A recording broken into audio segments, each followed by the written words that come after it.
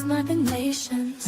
Velvet silence hums beneath my fingertips. A labyrinth of echoes that chart the crypts. They say sight's the compass, but I've burned the maps.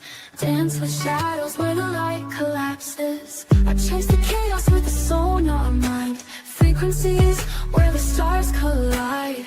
Every flow's a diamond half designed. The dark's my canvas, watch me redefine. I found myself in the blind spot, where the static blooms a symphony. Heartbeats navigate the gridlock. Scars whisper codes to infinity. Oh, the blind spot, a kingdom where the lost align. No mirrors, just the truth divine. I rise unbound in the blind spot. They try to box the sun in prison grids, but I speak in wildfires, break what they forbid. Met a soul who wore her fractures like a crown. We traded ghosts, let them tangle underground. Her voice, a kaleidoscope and braille. We rewired nightmares into iron sails. She taught me strength is just grief rearranged. A phoenix stuffed with ashes preordained. And now we orbit voids where others stall. Two hurricanes, calm in the eye of it all. We found ourselves in the blind spot, where the static blooms a symphony. Heartbeats navigate the gridlock. Scars whisper codes to infinity. Oh, the blind spot, a kingdom where the lost align. No mirrors, just the truth divine. We rise unbound in the blind spot. The heroes cross the roof upon the storm. No honor, just the raw, the unadorned. Now we orbit voids where other stars respond. A supernova's birth, both destroy and dawn.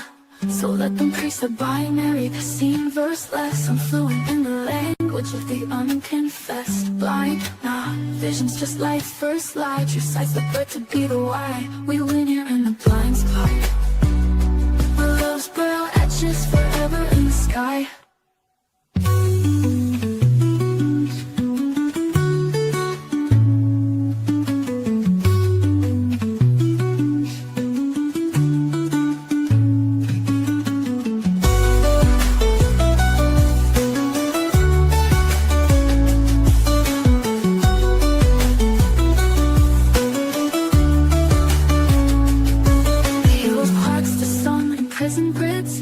Speaking wildfires, break what they forbid. Met a soul who wore her fractures like a crown. We traded ghosts, let them tangle underground. Her voice, a kaleidoscope and braille. We rewired nightmares into iron sails. She taught me strength is just be rearranged. A phoenix stuffed with ashes preordained. They try to box the sun in prison grids, but I speak in wildfires, break what they forbid. Met a soul who wore her fractures like a crown. We traded ghosts to entangle underground. All the blind spot, a kingdom where the lost align. No mirrors, just the truth divine. We rise unbound in the blind spot. The heroes cross the roof upon the storm. No honor. Tu joga dentro, eu fico de lado. Tu joga dentro, joga com força, vagabunda, me deixa de chorar.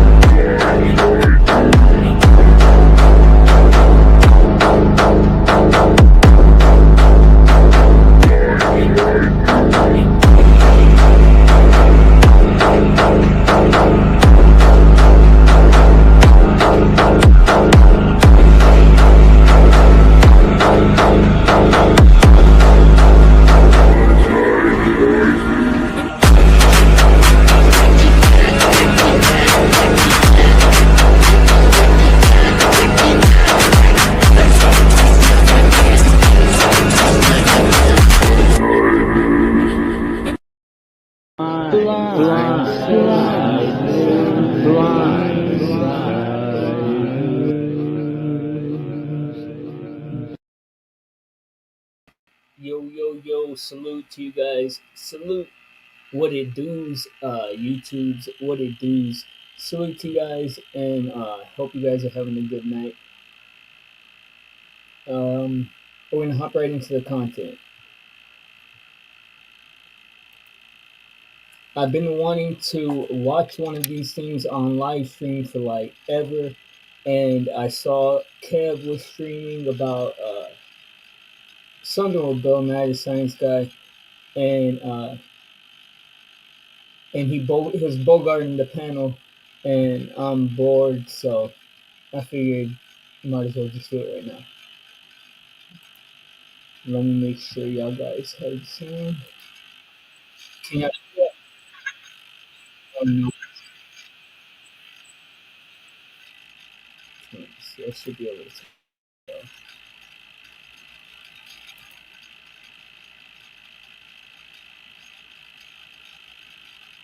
Yeah, I should be able to hear that. Let me see.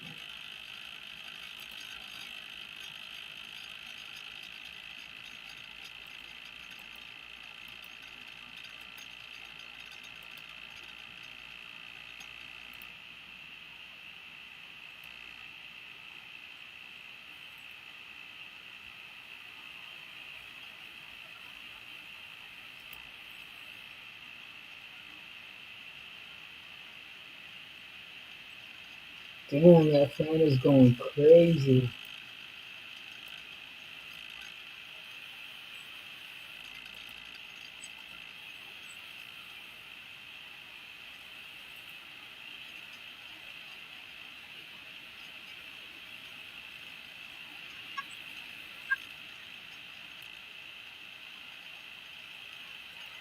No, I don't think I can hear that.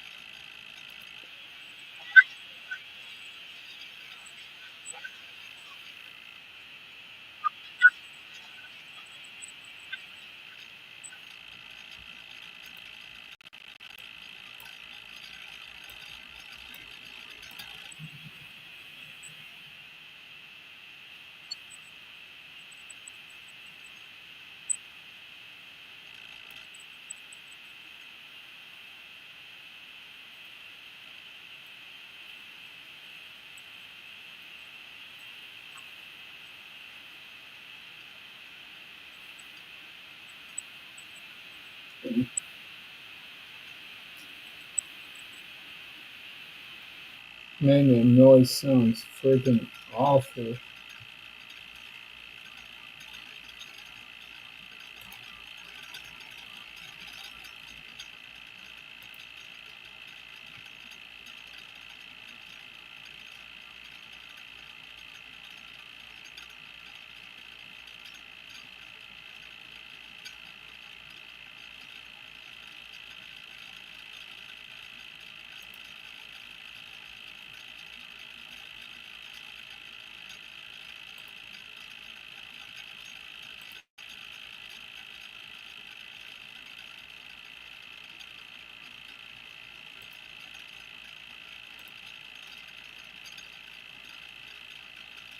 Oh shit.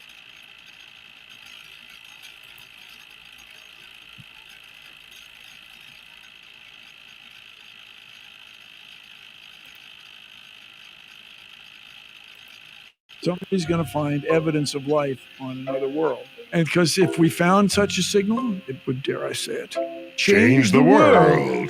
The day we Okay, I should be able to hear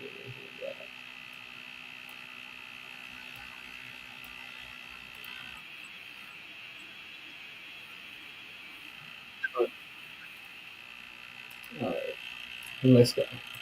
discover life will signal a change in the human condition that we cannot foresee or imagine. Toot, toot, toot, toot, toot, toot. That's pretty good.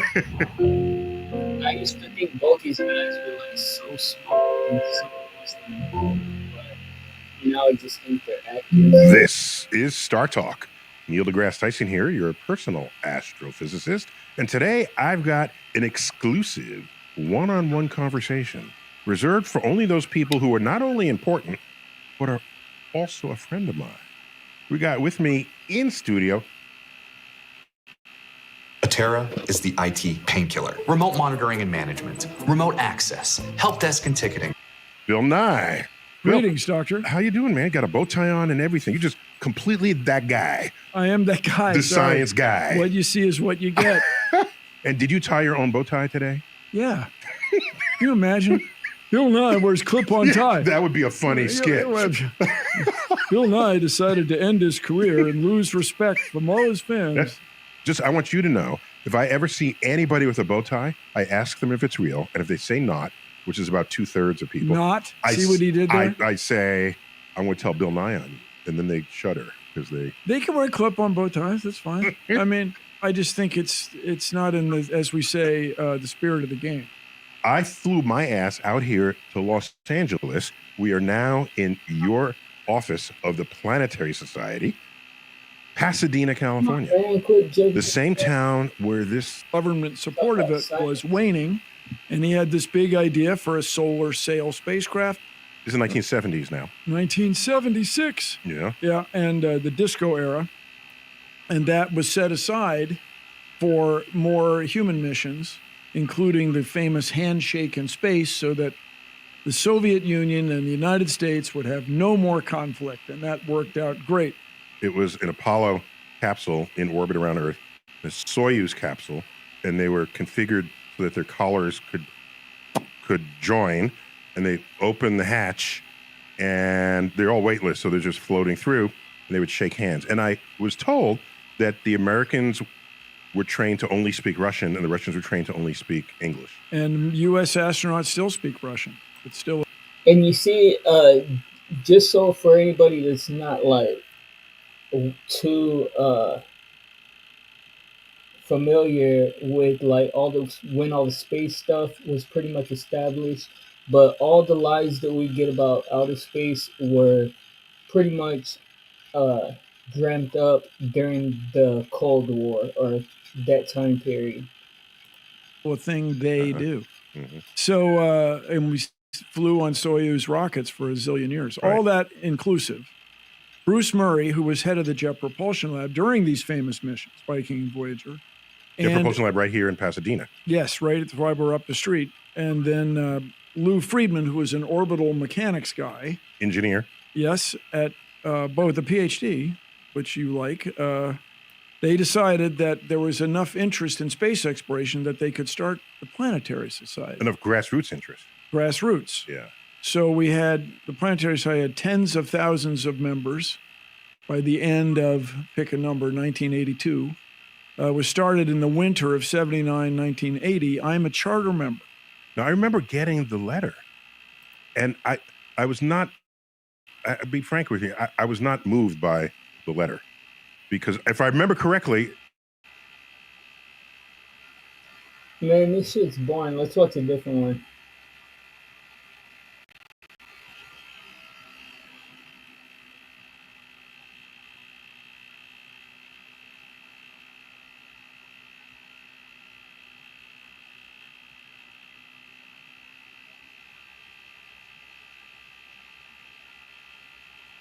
Richard Dawkins.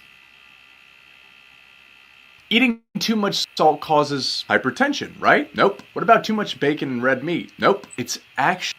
We have an appendix that can burst. You have a pinky toe. When was the last time you made good use of that? Oh, you'd be surprised.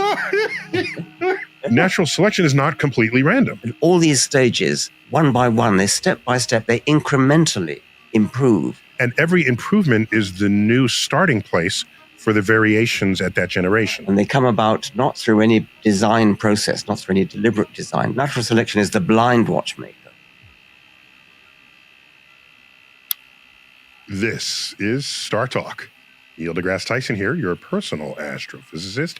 And today, I'm in conversation with the one, the only,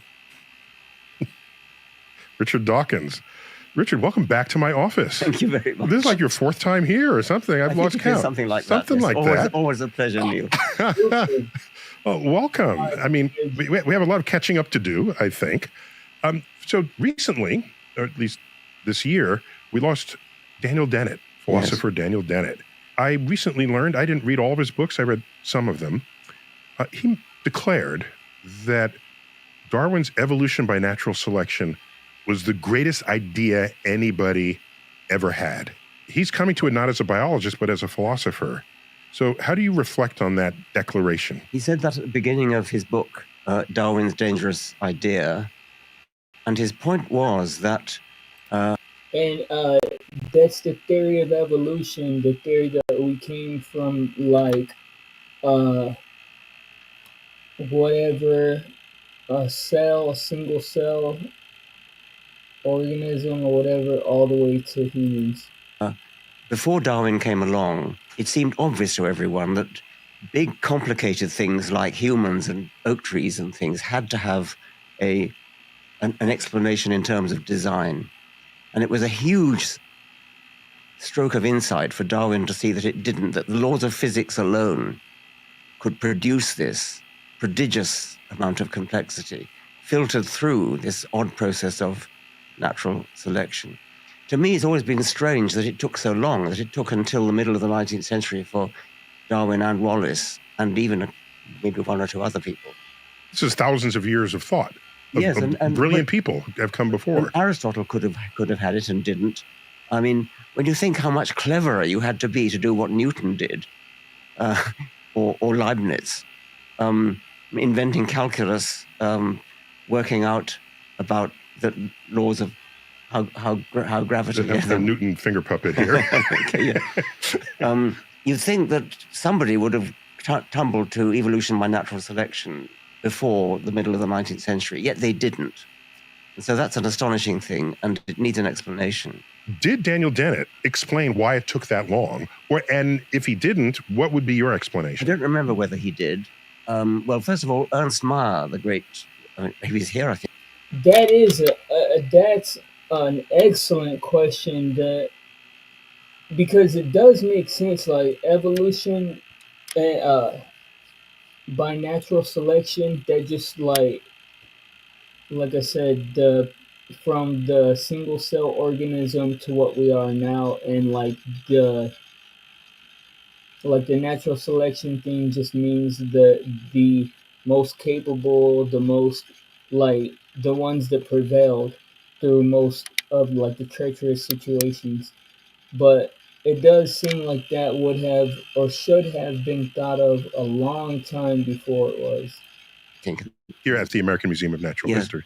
He thought it was because of essentialism. He thought that because of Aristotle and Plato, who thought that just because they thought like geometers, I mean, a right-angled triangle is a kind of perfect form, sort of hanging out there. Yeah, but there was a ton of philosophers too, from throughout that time. And they thought that the perfect rabbit, the perfect rhinoceros, was hanging out there just like a right-angled triangle. So you couldn't imagine how a rabbit could turn into anything different. That was his explanation. That wouldn't be mine. I mean, I think it's just that. That's an interesting one, though, because it speaks to the bias that we have observing nature. I mean, even in my field. So my people, including Copernicus, could not shake the idea of orbits that were perfect circles. They couldn't shake that. Why would God design a universe with a shape that wasn't geometrically perfect? So even Copernicus, putting the sun back in the middle of the known universe, had circular orbits. And since the orbits are not circles, they actually differed from predictions on the night sky. So that was a problem at the time. It's like Copernicus, this might work, but it still doesn't fit. The epicycles are doing much better. And so it wasn't instantly taken up, including the resistance, the church resistance, of course, because Earth wasn't in the middle anymore. Our counterpart to what I think you're describing is the urge to try to presume nature was perfect and then account for it with everything we know that is. Going back to well, that's the whole issue with this theoretical type of science, is whether it's perfect, whether it's imperfect, whether it's a 90-degree angle, or no matter what it is, we're always assuming that nature is something and then trying to retroactively apply the science. why it took so long, and the idea of the perfect rabbit, the perfect Yes, rhinoceros, the perfect horse. In a way, that was a bit silly, because if you want to look at, I mean, a population of rabbits is pretty variable. And anyway, that was Ernst Mayr's explanation for why it took so long. Darwin did it by going via artificial selection. Everybody knew, farmers knew, horticulturalists knew, gardeners knew, you could change a rose, you could change a cabbage by just breeding. And really, Darwin's insight was to say you don't actually need a breeder. You don't need a human to do the breeding. Nature does it for you. Survival does it for you. It's not that difficult. I mean, it doesn't require any sort of higher mathematics or anything. And yet nobody got it until Darwin and Wallace. And this is why I'm intrigued that Daniel Dennett, a philosopher, who, in principle, any philosopher could have come up with this, because unlike relativity and unlike quantum physics, which are realms of behavior of the universe, large and small, that you can't just deduce from your armchair. But evolution by natural selection could have been deduced in an armchair. It just wasn't. It could. It's surprising that it didn't. It's interesting that both Darwin and Wallace were traveling naturalists, and they both were collectors in South America. Both were in South America. Wallace lost his entire South American collection in a fire. And then he went to the Far East. But they were both collectors of natural history specimens. And the other person who might have thought of it is Patrick Matthew, who was a gardener and an orchard keeper.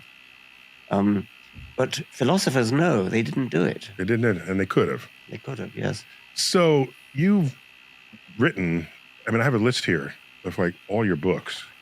You've been out of control over. Not as much as some people. Was The Selfish Gene your first book? Yes. Back in 1976? Yes. That was the year I graduated high school. Hi, I'm Brett. And I'm Jonathan. This is Darla. Okay. No, I remember because it was like the bicentennial year. Everybody made a big deal of this. It was my first presidential election that I could vote in. And I voted for Jimmy Carter. And I got to tell him this so cliched line.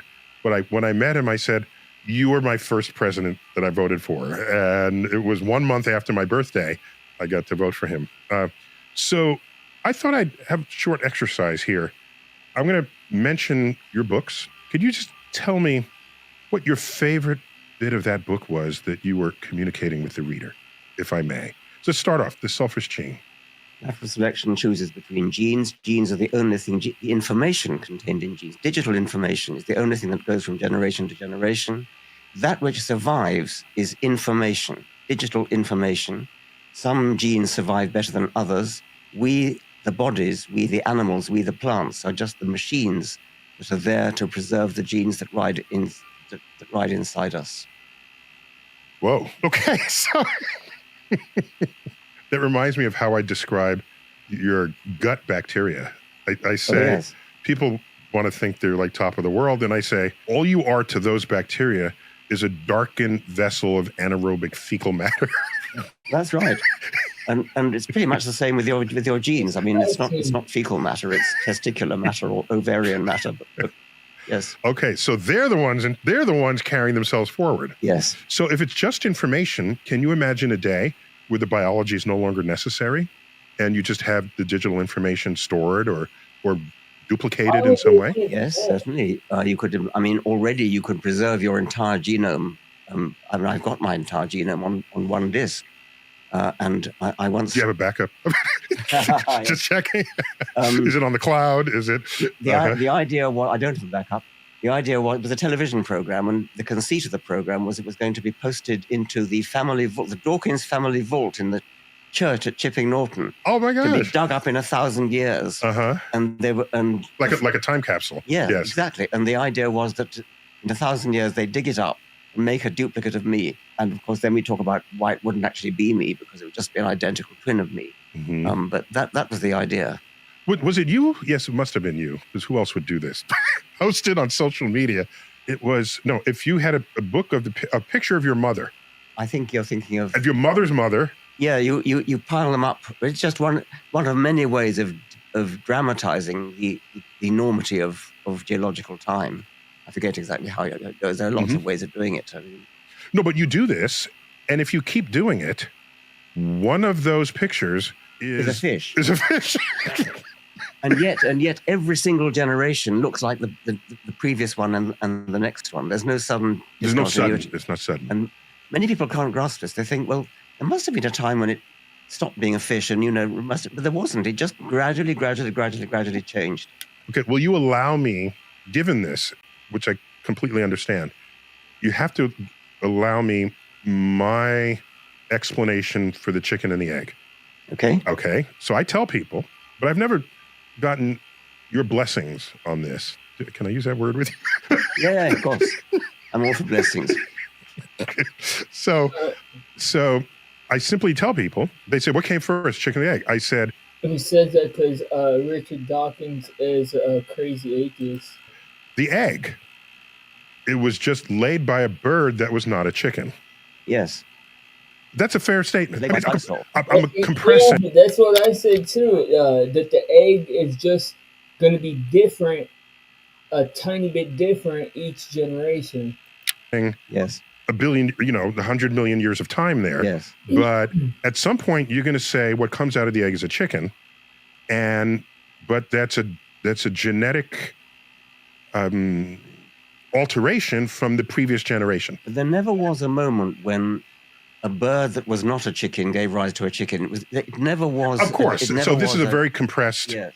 It's a shorthand. Yes. For what you just said with the book of your ancestors. Yes. Going back to the fish. Yes. I once had a letter from a lawyer who said, roughly speaking, evolution can't be true because a species is defined as members can always interbreed with each other. And you can't imagine that there was a time when child generation was incapable of breeding with the previous generation. Of course, you couldn't. But he thought that meant that somehow evolution was invalid. He couldn't grasp that everything was specially created. Yeah. Everything is, it's a gradual process all the way through. And as you step back through your ancestors, they become... It doesn't even, man, I hate the numbers that these theoretical sciences use, but it doesn't even make sense. Like, humans haven't been around long enough for this shit to happen. They say, I don't know, man, we would have to be around for millions. Like, the amount of time it would take to turn from a orangutan to a human being would be millions of years.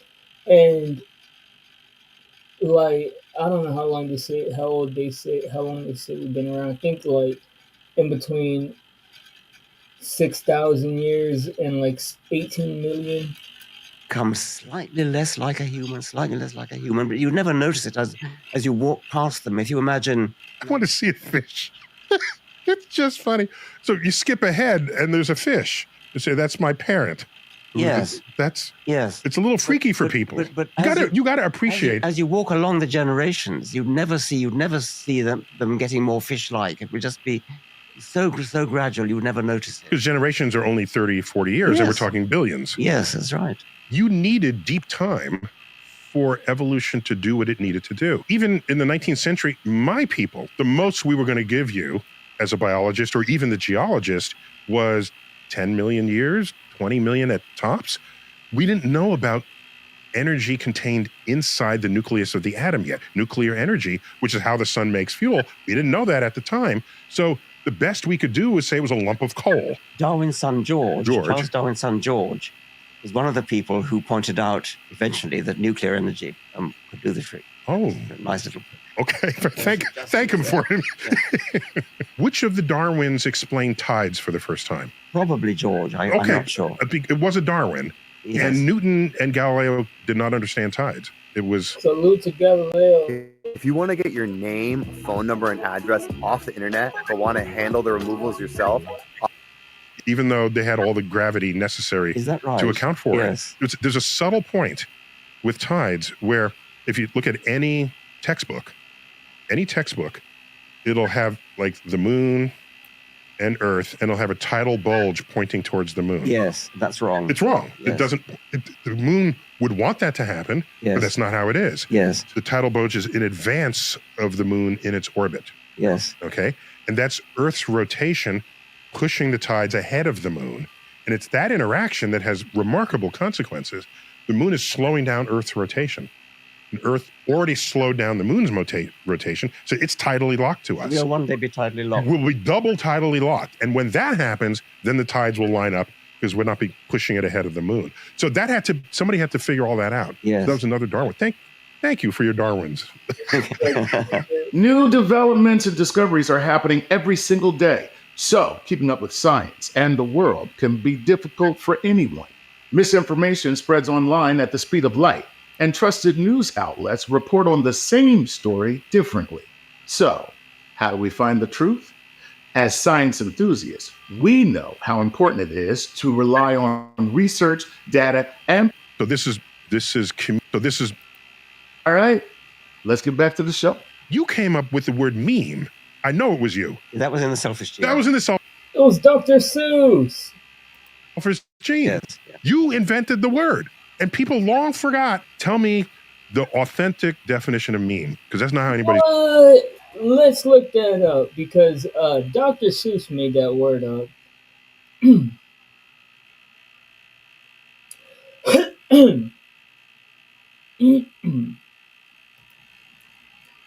Let's see.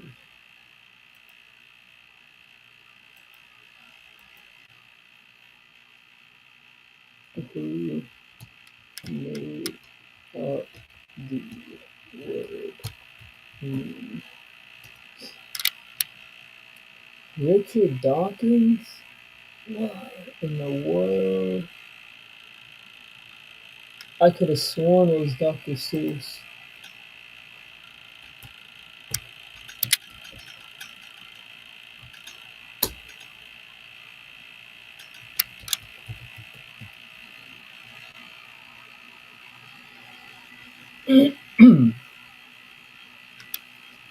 I know that it's in a Dr. Seuss book before anybody ever used it.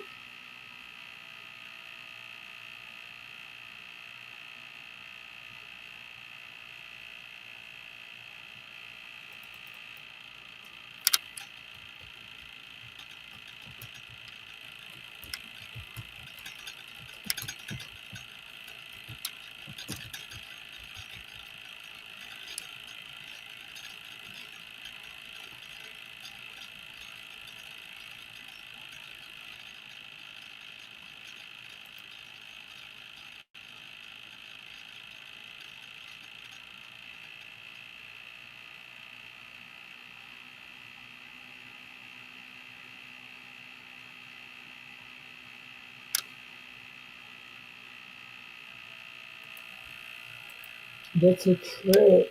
Excuse me. I wonder why I would think that.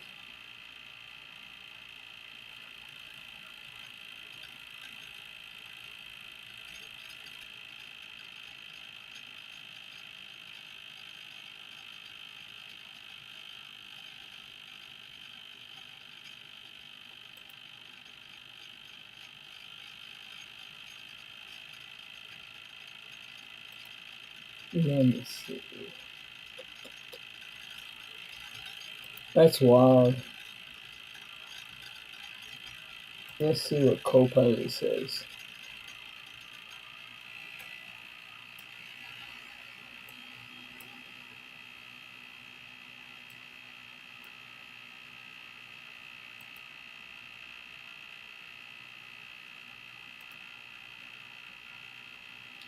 Hey, Blizzy. Hey, what's up, Copilot? Can you hear me? Loud and clear. Hey, can you tell me if the word meme was ever used in a Dr. Seuss book? No, the word meme wasn't used in any Dr. Seuss books. It was actually coined by Richard Dawkins in his 1976 book, The Selfish Gene. Dr. Seuss's works are whimsical and imaginative, but they don't delve into the concept of memes as we know them today.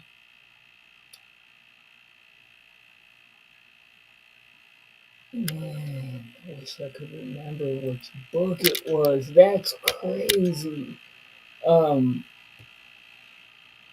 I have the most vivid memory that the word meme was in the Dr. Seuss book, but just like a throwaway word, like Dr. Seuss uses, and it's like this or that or this or that, but I don't know what book it was. That's crazy. I don't know even know why that was in my head. He's using it today. Unit of cultural inheritance, the analog of the gene in cultural inheritance. Okay, so this is communicated from one person to another. Yes. And certain memes have higher communicability. I mean, I really wanted to say that because the whole book had been about the gene as the unit of selection, that's how I described it when you asked me earlier. It didn't have to be genes. It could be anything that is self-replicating. And nowadays, I would have used a computer virus as my analogy, probably, for the gene. Mm-hmm. But in those days, computer viruses, well, maybe they'd been invented. I didn't know about them anyway. So I used the unit of cultural inheritance. It's something like a tune. M is for memory, so memory gene. It's a Yes, portmanteau. It's that's right. It comes from the same root as memory. Okay. So if I say something, we have alligators in the New York City subway. Yes. If that spreads, if that spreads because it's a repeatable lie, or even might be true, whatever it is, if it spreads. Whatever it is, doesn't matter what it is. Doesn't matter. If it spreads, then it's a successful meme. Because it's so interesting to me, I have to tell someone else. Exactly. We love to tell stories which surprise whether or not people they're true. or amuse people, whether or not they're true. So nowadays, it's just an image of something kind of cool, you know. Yes, I'm rather sorry about that. Yeah, no, I'm not. That's not your fault. No, but it's you've contributed to our culture. The best of the memes are the ones that are spread around the most. Yes. There's a meme of me doing this. Okay. Yes. Like I think, what is it called? Watch out, you got a badass over here. I never said that. Okay. And there is a picture of me doing this. When it spreads. It spread. And there are people in South America who saw me in the street. There were tourists. I said, oh, we know you from the meme. This is like 10 years ago or something. It's like, the meme, really? That's not even me. Why did they? So somehow that spread. I don't have any understanding of it. I'll tell you my John Cleese story about that. What is that? Do you remember Fawlty Towers? And yes. Yes. Okay. Well, there's an episode where some Germans visit the hotel, and Basil Fawlty is going, don't mention the war. Don't mention the war. And of course he does mention it. You know, he was in, I think it was Munich airport, and he was going up the escalator, and there was a man way over there and going down the escalator. Right across the hall. He recognized him and he shouted, don't mention the wall. You get it included for free. No fine print, no hoops to jump through, and okay. So that meme is spreading in Germany. So that's a selfish gene. So let's move ahead here. The Blind Watchmaker. Oh, that's my favorite book of yours, if I may. Okay. Well, The Watchmaker comes from William Paley, the theologian, who said that there must be a God because if you find a watch, you pick up the watch. He was crossing a heath, he said. You open it up. It's a great big pocket watch in those days. Back when watches were watches. Yes, yeah, right. And you see all the cogwheels and springs and things. It had to have a designer, of course it did. And so how much more would you say that of an eye or a knee joint or anything living? So that's the Paley watchmaker argument. Natural selection is the blind watchmaker. It produces... Okay, I've never heard of that, but so he said if you were to find like a pocket watch or a watch period, like a gear oriented watch or whatever, to see all the parts, yeah, and then like you see the eye or the, like, I guess that kind of makes sense, but I mean, I guess, like, when you think about the absence of humanity and the existence of it here, that makes sense. I don't know. It just seems different when it comes to like biological stuff. This is results that are like watches. They're beautifully designed. Eyes are beautifully designed.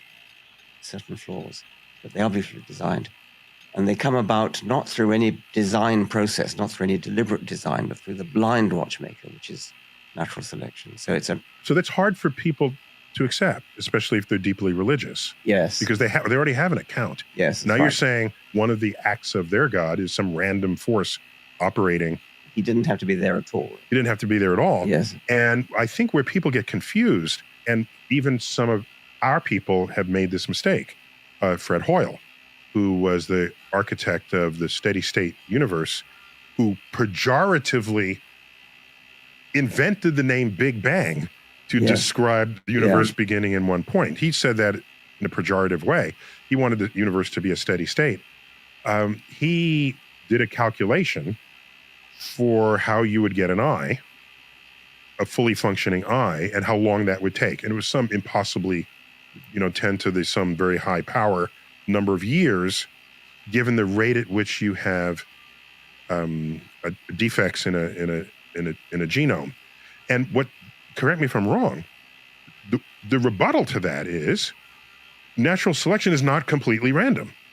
Well, no, that's right. It actually wasn't an eye. It was a hemoglobin molecule, but it's the same argument anyway. Mm-hmm. What he overlooked was that it doesn't happen all in one go. He imagined all the bits coming together. A hemoglobin molecule, so like a molecule of like something to do with blood, and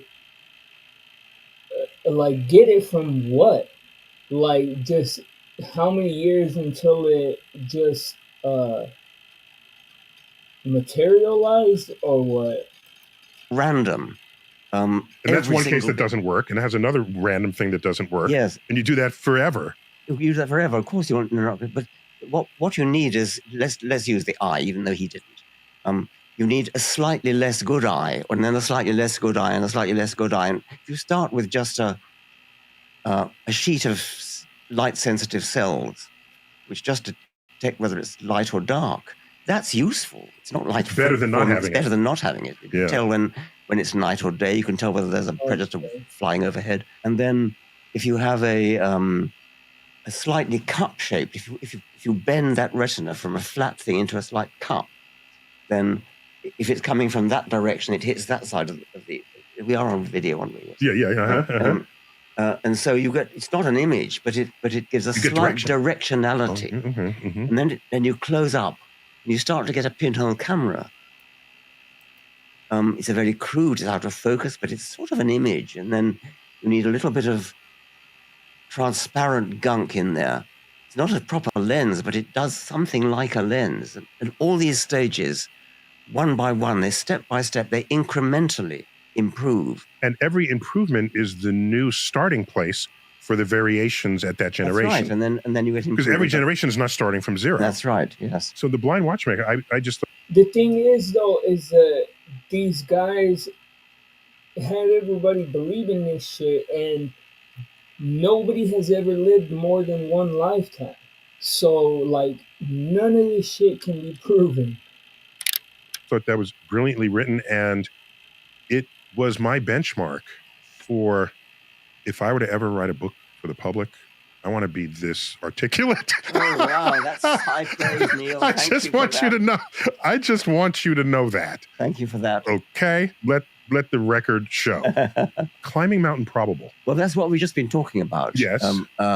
Mountain Probable is just that metaphor. Describe it to me. It's a metaphor where you've got a mountain with a sheer cliff, a vertical cliff, and on the top of the cliff is an eye.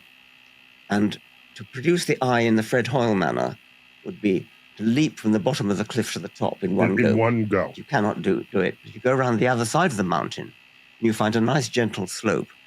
And so you just climb step by step, and you reach the summit. Okay. So if you think it got there in one fell swoop, there's no, of course you're going to invent a god, because That's right. But not imagining that there's another way. Yes. You're stuck in one religious philosophy versus any other philosophy. Yes. Okay. All right. Got that. And this one, much was. The thing is that like I don't know if y'all understood what they said, but they said like imagine that there's like a 90-degree cliff, and the eyeball that got generated during all these years and years and years, that it jumped from the bottom excuse me, from the bottom to the top of that cliff in just a day. But in actuality, there was another side to the cliff to where it was like a gradual slope, and it actually went up the gradual slope. But the thing is that the gradual slope is all made up guesses and numbers.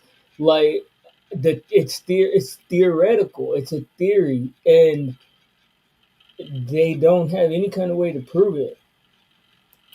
It's written about unweaving the rainbow. So tell me about that. Okay. That was, we're up to 1998 now.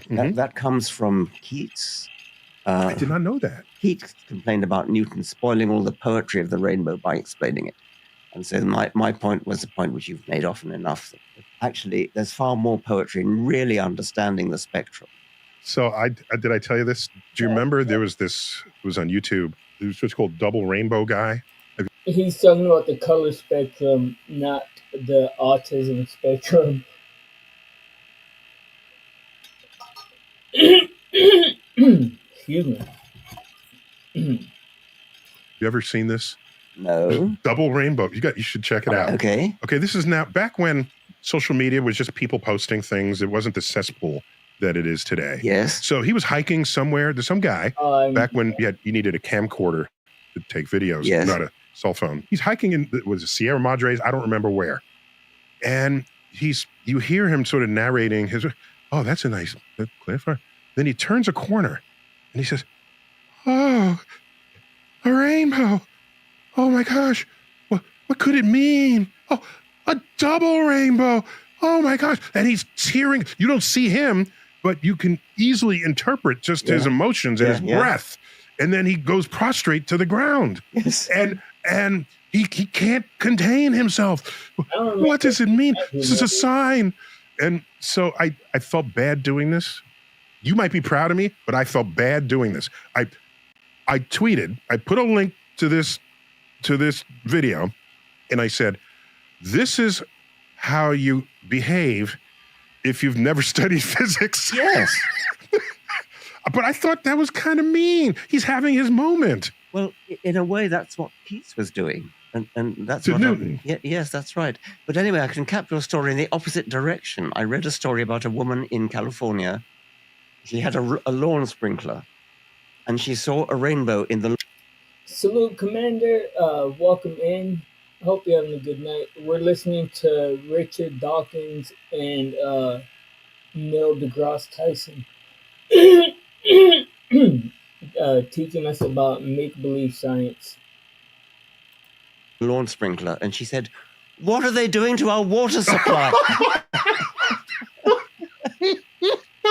That's funny. Oh my gosh. So I did not know that Keats had that to say about Newton, because Newton, he decoded the rainbow. Yes. That was his thing. What he did. One of his things. Oh, by the way, you mentioned how beautiful the eye is, even with some flaws. As an astrophysicist, when I would learn this very early, when I took classes here, actually, when I was... Why do I start things and never finish them? It's all due to something called law of sustainment. In psychology, in middle school at the Hayden Planetarium, that's when I learned about the entire electromagnetic spectrum, and that the visible part of the spectrum is tiny. Yes. It's not even a full octave. That's right. Of what's out Yes. there. And then I was just disappointed with my sight. I said, is this the best nature Why could can't I see get? X-rays? Is this, let me go back in line and see what else is there. And later on in Star Trek The Next Generation, there'd be a character called Geordi. He had a visor, VISOR, which was an acronym, Visual Instrument Sight Organ Replacement. And so early acronym days. So, yeah, I'd be intrigued by what the world would look like that way. For example, if someone's calling you on your cell phone, that would be like radiant microwaves while that's happening. That'd be just kind of cool. Or if you go by the countryside and you see radio towers, they would be the brightest things on the horizon. And now they're just hunks of metal. And so they get him to look at scenes would that be cool to y'all guys to see, to pick up like this light? It's plugged in, so you would see like uh, electric little waves like radiating from the thing that's plugged in. That don't sound too cool to me. Or maybe it would be cooler because I think we would use a lot less of the technology that we use because we got like Wi-Fi signals, electronic signals, all that shit coming in like full time. they're coming upon. It's high in X-rays, it's high in this, it's high in that. Yes. And then I worried that if you could see all bands of light, that would be very visually noisy, wouldn't it? Yes. I mean, if you see right through to radio waves, where you wouldn't, I mean... Well, then everything becomes transparent. Long wavelengths, yes. Then there are no walls in this office. You wouldn't see things. That's right.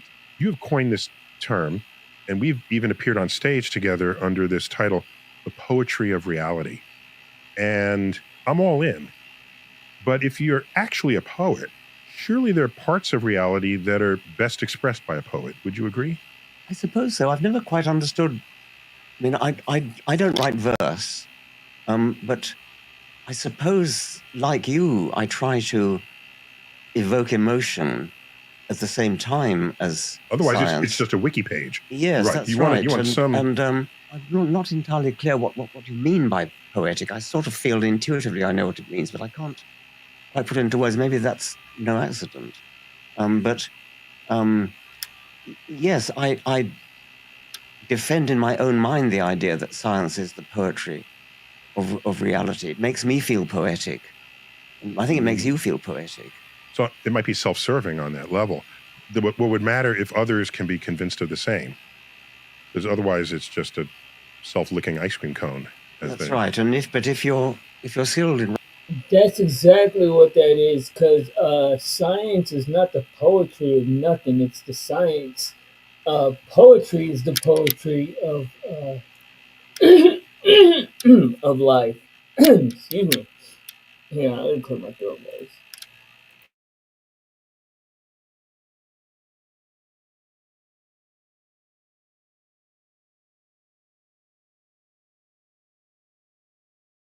Okay, sorry. Writing, I think you can bring out others with you. For me, poetry, art, more broadly, best serves us when it highlights something you might have otherwise missed or never noticed. It's a good way to put it. My best example of that was July 21st, 22nd, was it? After we landed on the moon in 1969, the New York Times had a special section, people reacting to the fact that we walked on the moon. And there were all these famous poets of the day. There was Archibald MacLeish and, people who carried the soul of creative expression in the day. And I read these poems. They were awful. We've pierced the sky and touched the sky. And I'm thinking, none of this. Dang, that's a good idea. Maybe we should start writing poems for all of like the major things that happen.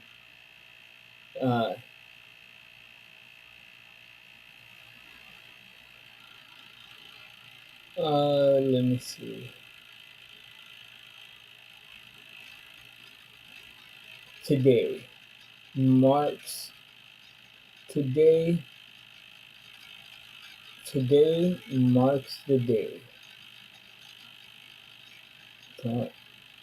Today, I can't think of a rhyme. I can't think of a poem. How do poems go? Roses are red, violets are blue. Today, I gotta write it. And yes, I am slow right now.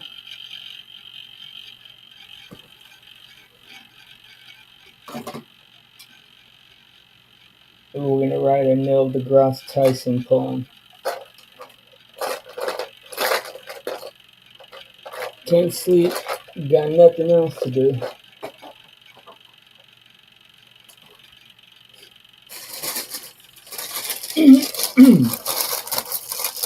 Oh look, Penelope. Okay. Roses are red.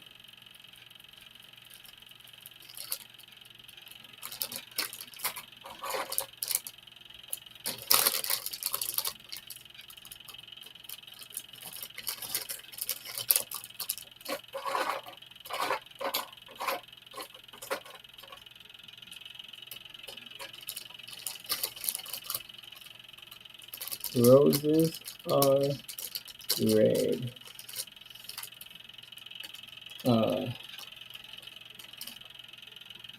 Blizzy is blind.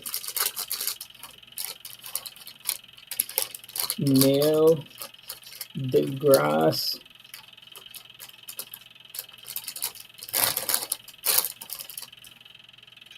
and our doc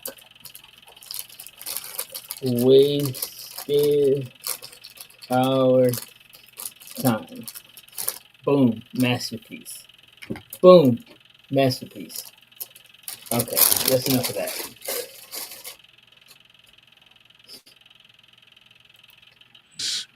Is greater than the act of walking on the moon itself.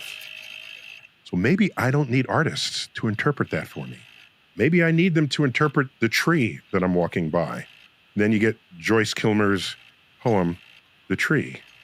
I will never see something as lovely as a tree. The arms pressed to the sky. There's in American poetry, Henry Wadsworth Longfellow. The secret to our deodorant is sand. We got a crazy message from a customer named Mina. Here it is. Salute to Shel Silverstein's The Giving Tree. Speaking of tree poems. Wrote The Midnight Ride of Paul Revere. It might not be heralded as great poetry, but we all know it here in America. And that's a poem about a guy who told other people that the enemy was coming? Is that an important person?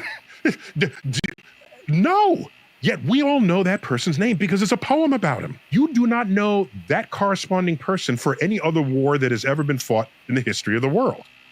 The person who told other people that the enemy was coming. That is not a person, but for us it is because it was a poem about him. It was somebody who would otherwise go forgotten. So for me, art is best when it captures that. I don't need artists saying, "Oh, I saw this Hubble photo. Here's my painting of that Hubble photo." I don't need that because I got the Hubble photo. Give me a point of... The Hubble photos are fucking, what are they called? Dang it, I can't remember. Composites, anyway. All space photos are composites. view that science does not give me, then we can hang out together in the sandbox. That's how I feel about it. The tree poem you mentioned, that's a religious poem. I mean, only God can make a tree. At the end, but no, come on, the God was just in the culture. So is it religious when you say goodbye, when that draws from God be with you? It's just a cultural expression. Think of Carl Sagan's chapter headings. They inspire me, just every single one of his chapter headings. Yes. His widow, Andrian, who is highly literate unto herself and co-author of all three cosmoses, even the two that I had the privilege of hosting. She was a major force in that poetic voice. I just want to give credit where that's due there. Across the backbone of night. I mean, that is a poetic phrase. It immediately speaks to me. I see the Milky Way. I'm not sure I meant to. And I guess I try to do something similar, at least in some of my books. Hey, Star Talk fans. I don't know if you know this, but the audio version of the podcast, but one of his tales was not the ancestor. No. Oh, you just, there's the Miller's Tale and now the ancestor's tale. It's a history of life, but it's going backwards. So it's in the form of a pilgrimage Chaucerian pilgrimage.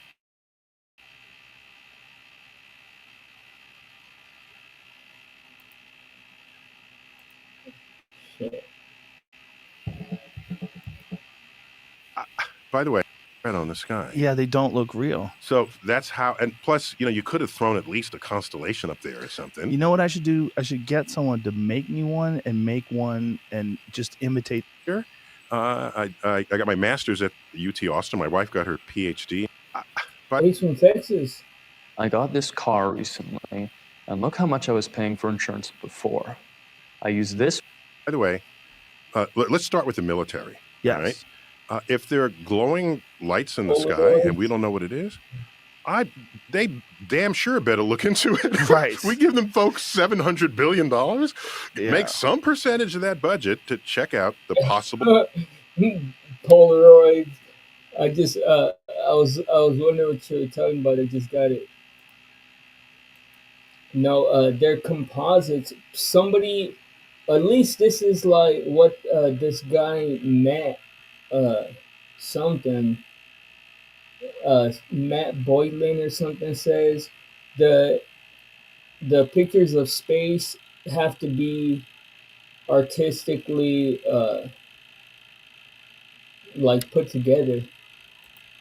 threat of things we don't understand. I used to think that was a lot of money until I found out that Los Angeles spent $1 billion on the homeless every year. Their budget for the homeless They is got a homeless billion. budget. Okay. $1 billion, and they're not doing shit. All right. So when I look at like the military getting $700 billion, is that what they get? Yeah, like, plus or minus. It we might need be to give them 600. more. Is composite a drawing? No, composite is like different, like multiple ones that are put together to make a whole one. But the way that they put them together is to. The guy said, I don't know. It doesn't really make sense, but the proof he showed was pretty like ironclad. Like he showed the photos, the types of photos, and it was like you couldn't tell that they weren't real. Money. Clearly they need more money. Because if you can't fix the LA homeless situation with $1 billion, how are you going to? How do they spend $1 billion? Like these city initiatives or whatever. Like, how do you spend $1 billion and not get nobody off the street? How do you spend $1 billion and not give nobody a free place to live? Excuse me, or free food or free money? Like, where the hell does that money go? To people going and telling homeless people to go to the freaking shelter or something? Like, are you doing okay? You look like you have lost some. Oh yeah, I'm smoking crack. Salute to you though. Welcome in, Martella. They could have bought everyone an apartment with that. Yeah, $1 billion, man, is insane. But I just shaved. That's the only reason I look like that. I just shaved. Protect us with $700 billion. Well, there's not the same agency charged with it. Oh, they're better? They're better than the homeless people? No, I'm saying the mayor's office of Los Angeles Sucks. or of, Is that what you're of saying? Austin, right? Who's running what? I got in trouble this past February when the electricity went out in Texas and it was cold. Just a couple of months ago. What did you say? What I say? I tweeted. I said, what did I say? I say, okay, right now, NASA landed a rover on Mars with a helicopter, and this is at 120 million miles away, controlling it, and it's on Mars where it's 100 degrees below zero. Meanwhile, Texas, where it's cold, has no electricity. 100 degrees below zero? That's insane. Like, that's insane. do we even have anything that can function in that type of code? And you're supposed to believe they're operating a rover over there. But the Van Allen radiation belts are the answer to why nothing could go to outer space ever. Like, that's just the answer. Yeah. Smoking crack. Salute to you though, again, welcome in. Smoking crack. And it's helping. Electricity. So all I said was maybe NASA, instead of politicians, should run Texas. That seems pretty reasonable. Some people just lost their mind. So what, Pokey Butt? But that's just because Thank you, the Commander. power was out and people were freaking out already. Plus, I don't do what you advised me the last time we what post and drop. What's the phrase? Post and ghost. Post and ghost. Yeah. No, I always peek at what people are saying. I want to know. You are. Man, I had so much respect for this guy whenever he first did this Joe Rogan interview, but it's crazy how like as time goes by, you see that somebody is like clearly full of shit. Are too popular. When you're too popular, people get mad at you. Oh, you know. To Neil deGrasse Tyson and Joe Rogan. Yeah, that's deep. And it doesn't necessarily have to make sense. But if enough people are angry and upset at their own lives, and they just decide they're going to attack Neil deGrasse Tyson because he makes a poignant point. That's the. I try to have you smile about it a little. I mean, and plus, Texas is no stranger to NASA. NASA, Texas. Houston, we have a problem. Houston, we have a problem. Yeah. Okay. I mean, come on. That was not addressed to the governor. It was addressed to NASA headquarters. Yeah, people are just too easy to get upset. And also, you're just dealing with the numbers are just unmanageable of people online. I mean, how many millions of people do you have on your Twitter page? It's 14.5 million. Just imagine. Just That's randomly. a stupidly large number. And I still don't understand it because I want to remind people every few days, you realize you're following an astrophysicist. Right. There's still time to unfollow just in case this is something you did by accident. Yeah, but you're a different kind of astrophysicist. You're an entertaining educator, and that's so important because you make things fun. You make things fun while pointing out really important points, like really important things that we should probably understand about the way the universe works and physics and. Well, thanks for anybody following him knows like why they're following him. It's not like as if they expect him to be an awesome NFL player too. Thinking about it that way, I don't think about it that way. I think that the universe is inherently hilarious, and so I'm just sharing that hilarity with you. But what I also found is that when people smile, they learn better. Oh, for sure. Yeah, when they're less tense. Yeah, they're less tense, and there's a pleasing feeling that they had at a point when they learned something, and so that's got to work some kind of dopamine chemicals, so that you say, well, "I want to learn something again tomorrow." Yeah, I mean, science educators are so important because so many people equate whether it's mathematics or science or even history, they equate it with boredom, right? I think not only science, but many academic subjects. Yeah. And what's that song by Alice Cooper? School's Out. School's out for summer. School's out forever. This is an anthem for people who hate school. Yeah. What else is that, right? Yeah. And then I thought to myself, when you're in school, your only job is to learn. And for that to be a chore means something is wrong in that school. Not even learn, to memorize. Yeah, that's what I think, Commander. That's exactly what I think. That's why I think guys like him all talk like this, like hooking you in with every line. Like, it's crazy. I'm not blaming the people who are throwing their notes in the air, running down the school steps.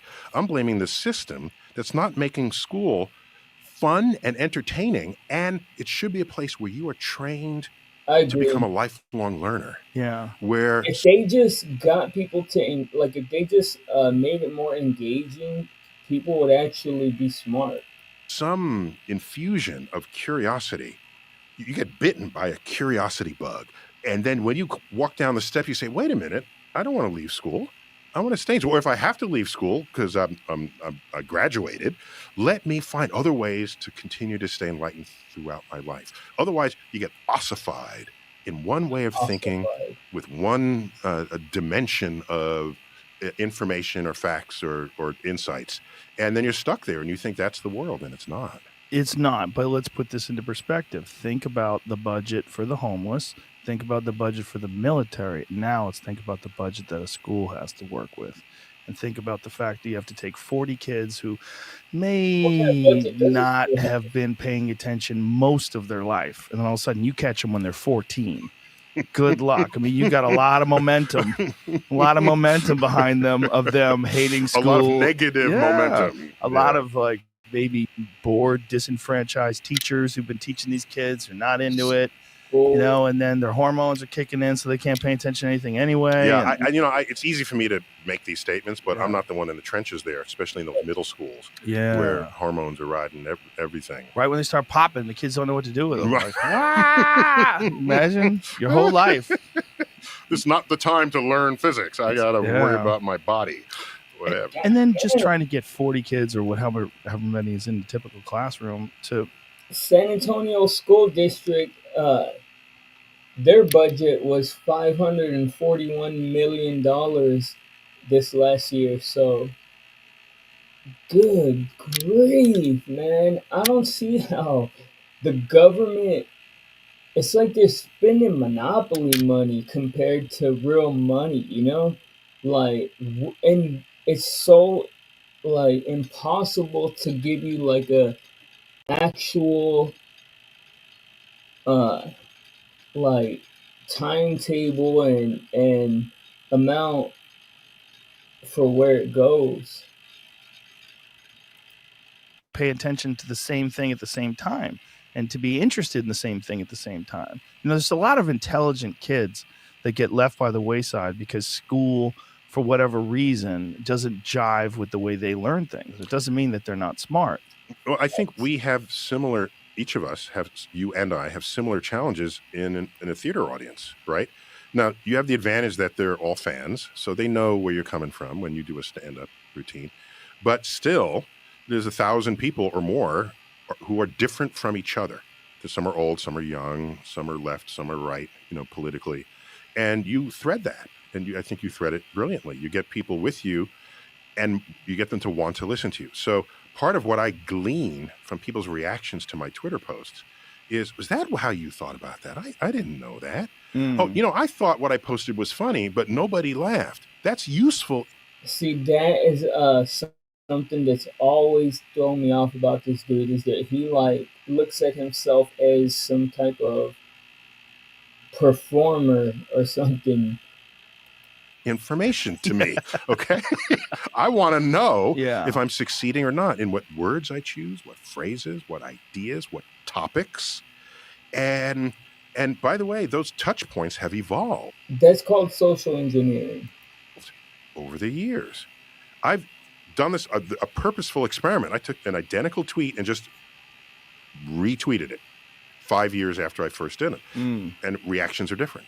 Because of the time. The times have changed. That's Yeah. correct. Yeah. And so if I want to stay effective as an educator, What's up, Storm? Salute. I will never want We're listening to Joe Rogan and Neil deGrasse Tyson. them to meet me at the chalkboard or whatever the boards are made of today. Because what is that? You're professor. Professor Neil is facing the chalkboard, drawing on the board, and you either get him or you don't. Right. Okay, but that person cannot claim to be an educator.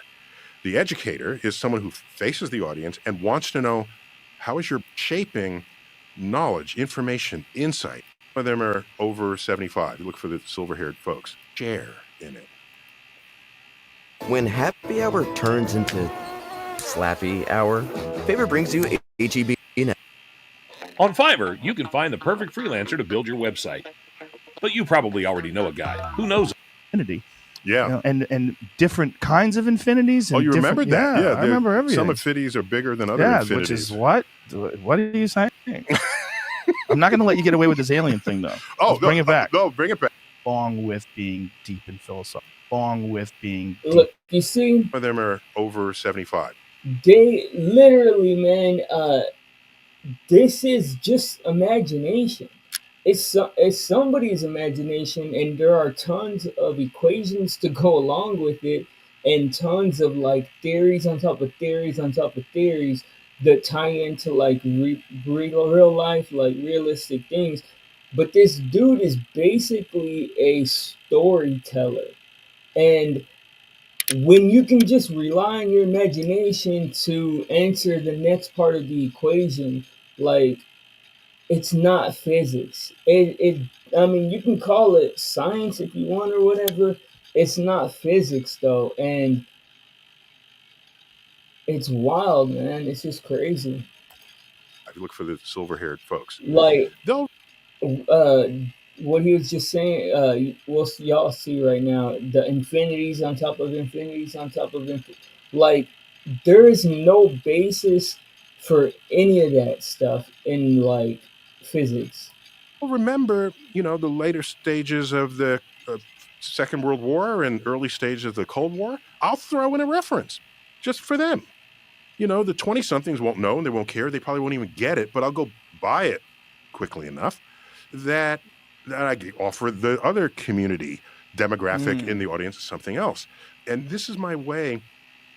Maybe it's a tennis match. I'm hitting the ball back and forth to different people. No, and that way I can take this body of knowledge that is the universe and have everybody share in it. Otherwise, I don't know that I can claim to be an educator. Well, you certainly can claim to be an educator, but maybe you're not making the best use of your particular abilities. Your particular abilities that are unique to you are your humor and your fun, your jovial, along with being deep and philosophical and talking about very heady I things. found that matters. People, like I said, people like to smile. Yeah, they like silliness. Yeah. You're a silly dude. It's fun.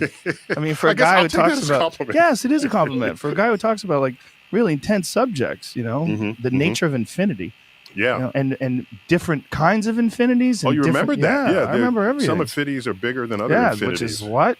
What are you saying? I'm not going to let you get away with this alien thing, though. Let's bring it back. No, bring it back. Bring it back to this alien thing. thing. I thought I could. So it's weird to me that now the Pentagon is saying that these are real videos that they've captured off of naval vessels, and they're been hovering over defense systems, and they don't know what they are. They don't know how they operate. There's a film that was released recently by Jeremy Corbell that also came from the Navy, where it shows one that's a transmedium device. It actually flies through the air and then goes into the water. And this is being filmed. That's how they interpreted the information that Yes, was in well, front of them. Yeah, exactly. Just to be clear. Yes, but it did go in the water. There's a film of it actually going in the water, and they talk about it splashing down. They're monitoring it. Well, they talked about there tracking it. was a white caps where they think it was submerged. I think that wasn't that. Well, we could see description? it. It Yeah, actually yeah. went underwater, Mhm. and then they went to look for it, and they couldn't find it. They used a submarine. They used sonar. Mhm. They don't know what it is. Yeah, so I hope they keep checking to find out what it is. It'd be nice to know what that is. Oh, yeah. Something that can travel through the sky I and want also go through the ocean. That's pretty crazy. I want the military to understand that signal they're getting on their equipment. Yes.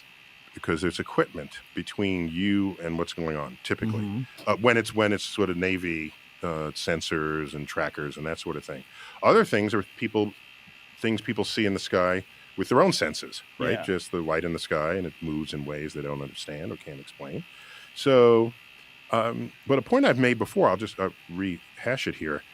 We live in a time where everyone is equipped with a high-resolution color camera and video recorder.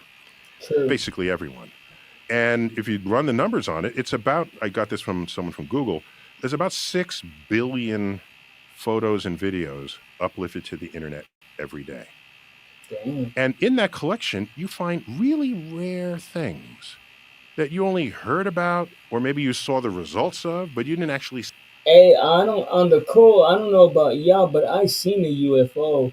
I don't think it was aliens or nothing, but it was the size of like a freaking football field, and it flew like it looked like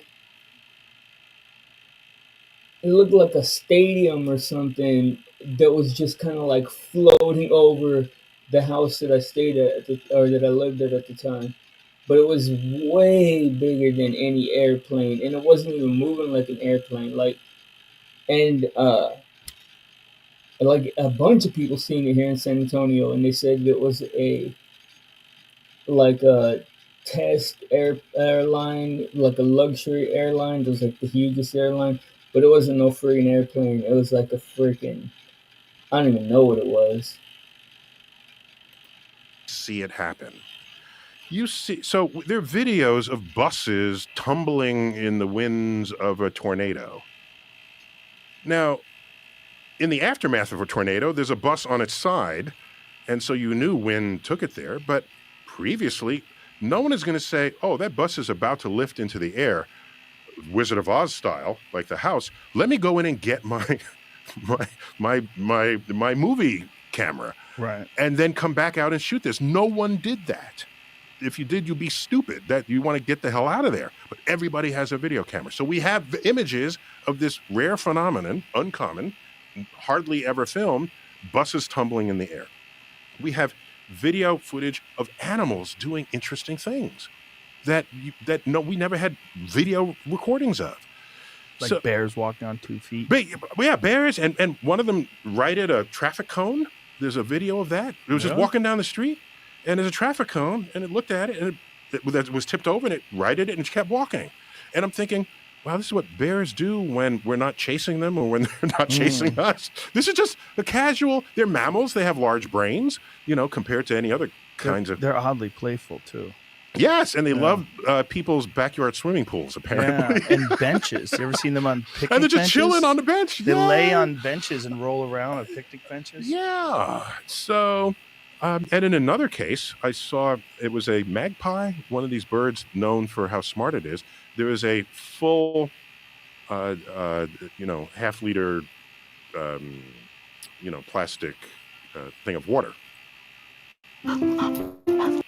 Hi, I'm Brett. And I'm Jonathan. This is Darla. It was just water, okay? A water bottle. And it was full. So the magpie goes over and sips out the water.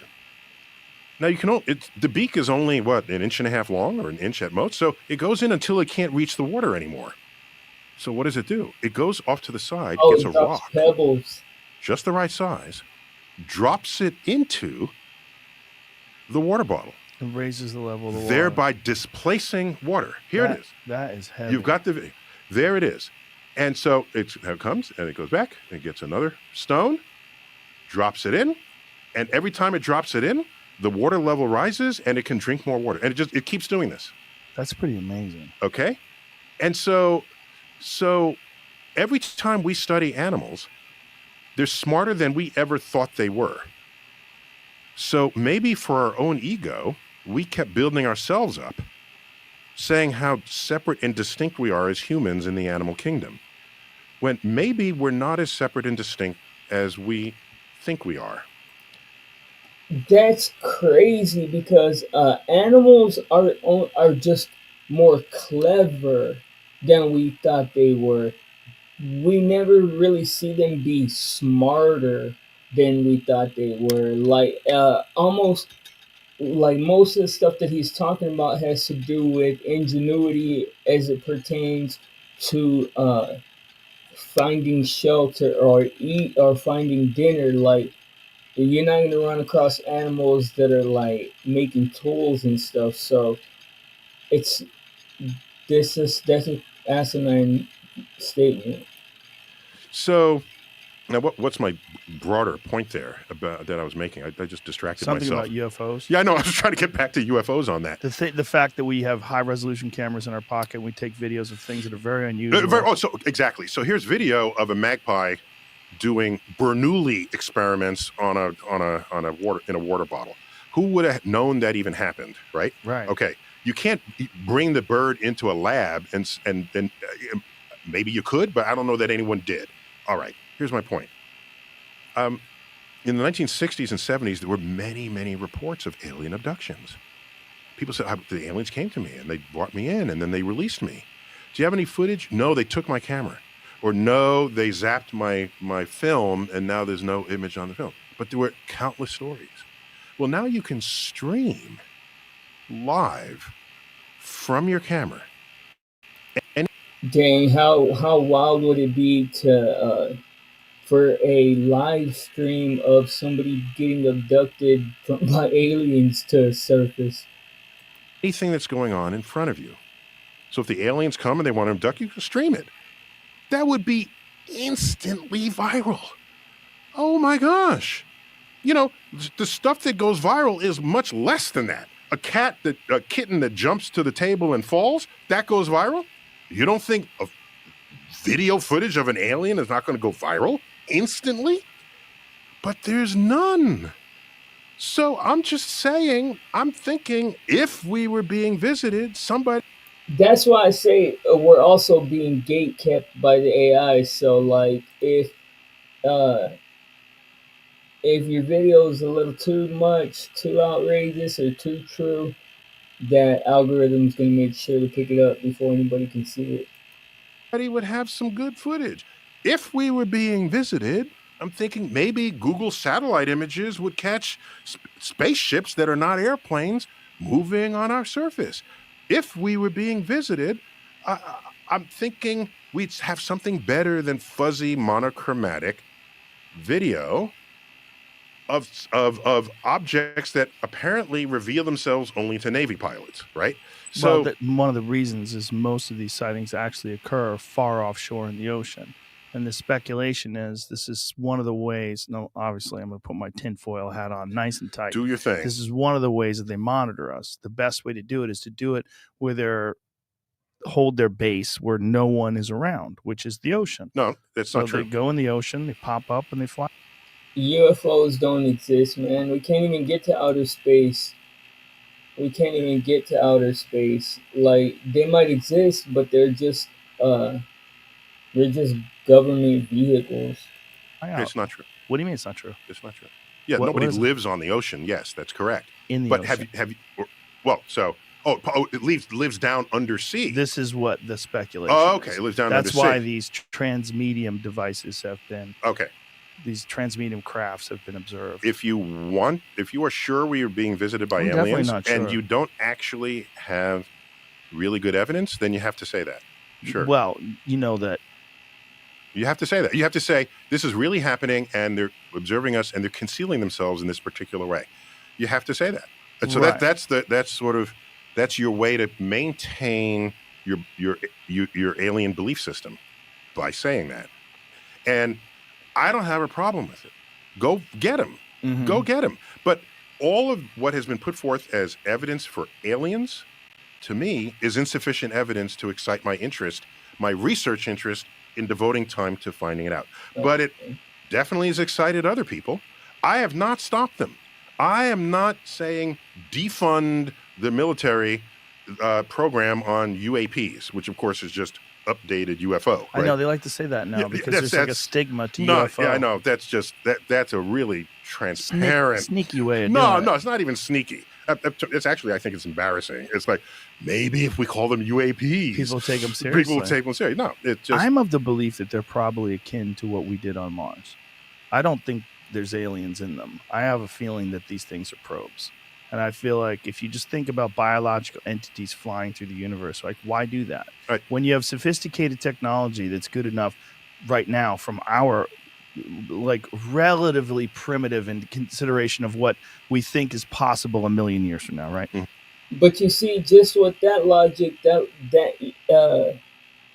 gives you more information to like debunk the whole thing, because they said the UN or whatever Congress released all this UFO information, and amongst it was like a bunch of stuff, man. Like the people are speculating one of these videos came from there, just like a alien autopsy or whatever. But if what he's saying is the case, their technology has been that advanced the whole time. So like they would have been sending drones the whole time.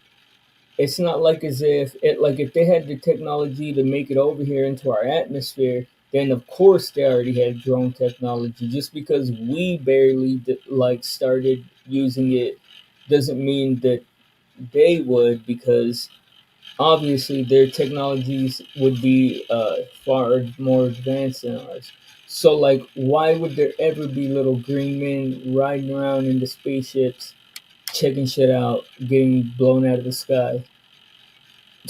It's crazy. But we can send that Mars rover around. We have a helicopter on Mars. I mean, there's multiple satellites flying through the universe right now. Wow. We supposedly have a helicopter on Mars. That's fucking retarded. Taking images. We can do all that. Yeah, but Why would our we? probes are not targeting the Martian military fighter pilots. Because there's no Martian military. But if there were, we They're certainly just would. sitting out in the open. Right, but if we had something like, are you familiar with one of the most famous cases was a case with Commander David Fravor of the Navy, who encountered with one or two other jets off of the Nimitz. They encountered this thing that was shaped like a Tic Tac. Yeah. You know the story. Everybody knows this, yeah. This story. It went from, they tracked it going from 80,000 feet above sea level to 50 in less than a second. They have no idea how it moved. There's no visible propulsion system. It was blocking their radar. It was actively blocking tracking. This is what their sensors told them. Exactly. Just be clear about that. And then you're stating information as though it is facts. I'm stating information as Commander I Fravor don't care. relayed That it. doesn't matter. He's human, Right. and we're all human here. But I as understand a what you're scientist, when you're presenting information, you don't say this thing was at 80,000 feet and it dropped to zero to sea level in 1 second or whatever it was the measure. That's the wrong way to report it. What you say is we have sensors that told us this is what happened. I understand what you're saying. Okay? Yes. That's a very important distinction. Yes. And so now, all right, your first question then, tell me about the sensors. Yeah. Okay. Are they double checked? Are they, and so, but if you're just going to say there's this craft at 80,000, then everyone is thinking about a craft and no one is thinking about the sensor. They actually saw it with their eyes too. This is something that they actually got. You can't see something at 80,000 feet. No, the actual visual on the craft. Okay. They didn't see it at 80,000 feet, but this craft, it's not just something that was tracked with equipment. Got it. But they didn't see it at 80,000 feet. Right. That's my point. So why can't you see something at 80,000 feet? Like from if you're on the ground? by the way, this level of of attention I'm giving to the detail and the reporting of information, we do that with fellow scientists for much less. Oh, for sure. Than if we're being visited by intelligent aliens from another planet. Go to a scientific conference and watch the level of scrutiny we put on other people's work. If they have a sensor that has a new result, we'll say, did you calibrate the sensor? How long has the sensor been in use? I'll give you an example. Here's an example, okay? Remember Planet X? Yes. The search for Planet X. Nibiru.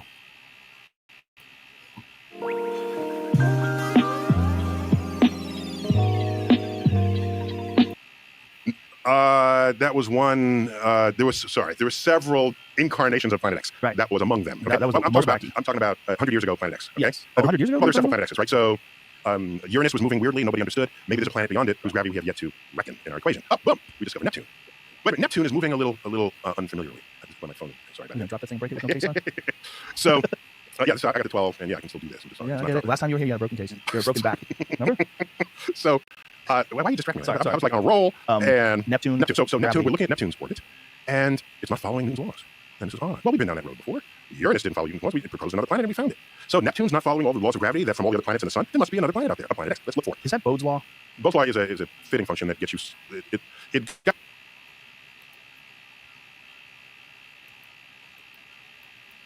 had just been cleaned or swapped out, or there was some, because in the observing log, you write down everything because you just don't know.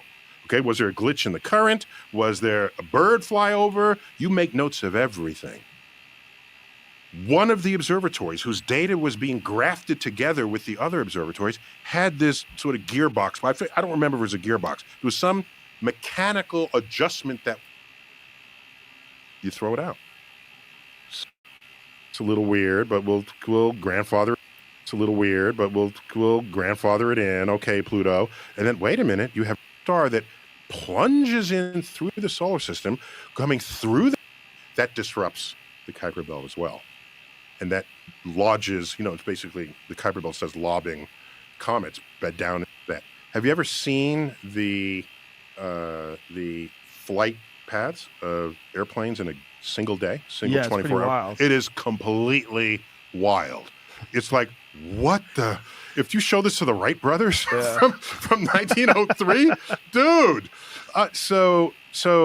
Across the oceans, of course, there are traffic paths, right, where you're more likely to find them than in other paths because there's either no destination there or the Great Circle route does. I wonder if y'all guys have seen flight paths. Let's see if we can take a look.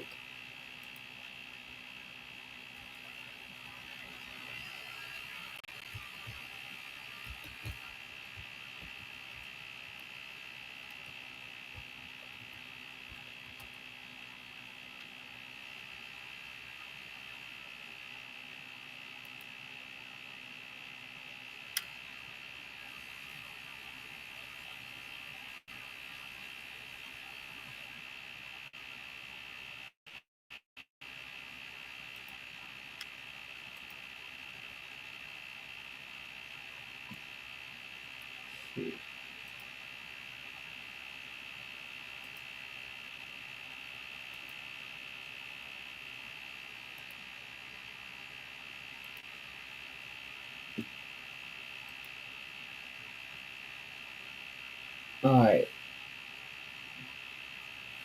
This is all flights.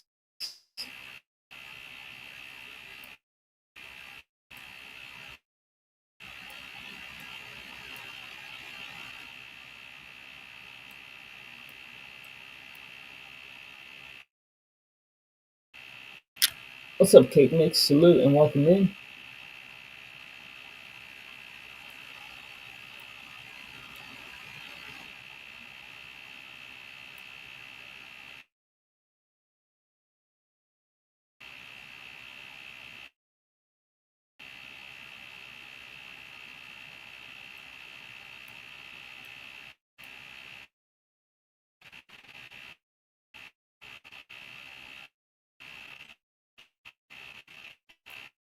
Why?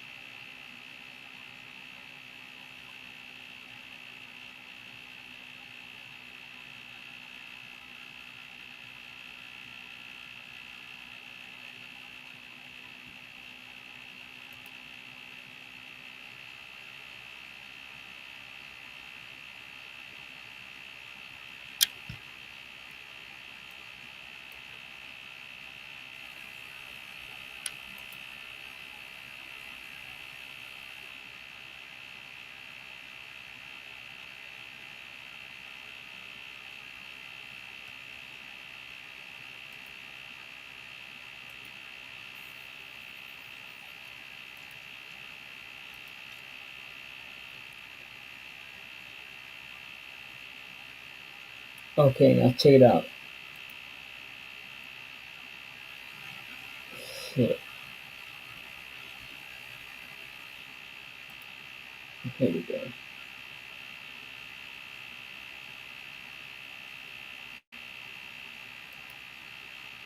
Now check this out. This is the world's. The amazing map above shows the world only using airline flight routes. The original project dates back to 2014, but still looks incredible today. Now, so this is all the flights around the world. Now, you know what's crazy about this? What's wild? What should blow your freaking mind is if this is supposedly a globe, where are all you see the way that these are going out here and coming in here? I mean, not all of them it don't look like, but some were just going off into nowhere. But why are there not any going from top to bottom? Like, why are all of them from side to side if we're on a globe? Like, this makes absolutely no sense if you were to put this on a globe. Because this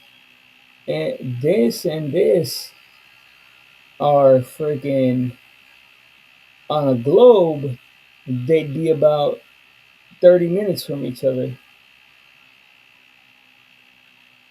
But yet, look, you gotta go all the way in. Like, okay, I don't know. We're just about to hear what he had. He brought it up, but I don't know what he was saying. So I just wanted to show y'all. Isn't that weird though? Like, we're supposed to be on a globe, but yet there's nothing that goes from top to bottom. Like, think about it. If this was a circle, why would you go all the way this way when you could just go? Like, I don't know if y'all can see my mouse, but I don't know if it's clear what I mean. Yeah, I can't sleep. Salute. Okay, but let's go back to what's his name?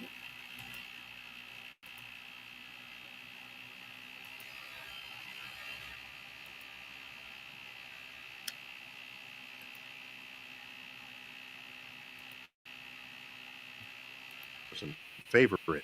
But you look at how often every single day the sky, the airspace is crisscrossed by way more commercial carriers than military vehicles. And I'm thinking you'd have an encounter with something that was not a fuzzy object that no one can describe. They would photograph something through the cockpit window. I mean, why not? You'd see something. There was a recent sighting by a bunch of American Airlines pilots. By two, I should say, not a bunch of. Yeah. Am I okay? Yeah. Why?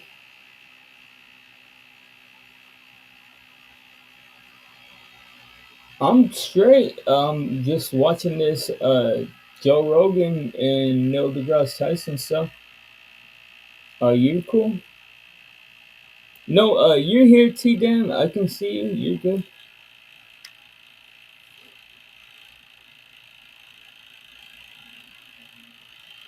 I didn't even see what you came. Worried about me? For what? Don't worry about me, Sue. I'm worried about you. It can happen. Again, you get the more. I don't know what I'm looking at. Yeah, but was it detailed? Did you have? If you had a guess, if you had a bet, like if you had a pile of money, and you have to put it on. How much should good car insurance cost you a month? $80? $120? Nope. Try $38. Green for aliens, or red for horseshit? Yeah, cake mix. Where are you putting your money? You're forcing a binary decision here. I am. Yeah, but you're the second person to come in here asking questions like that, though.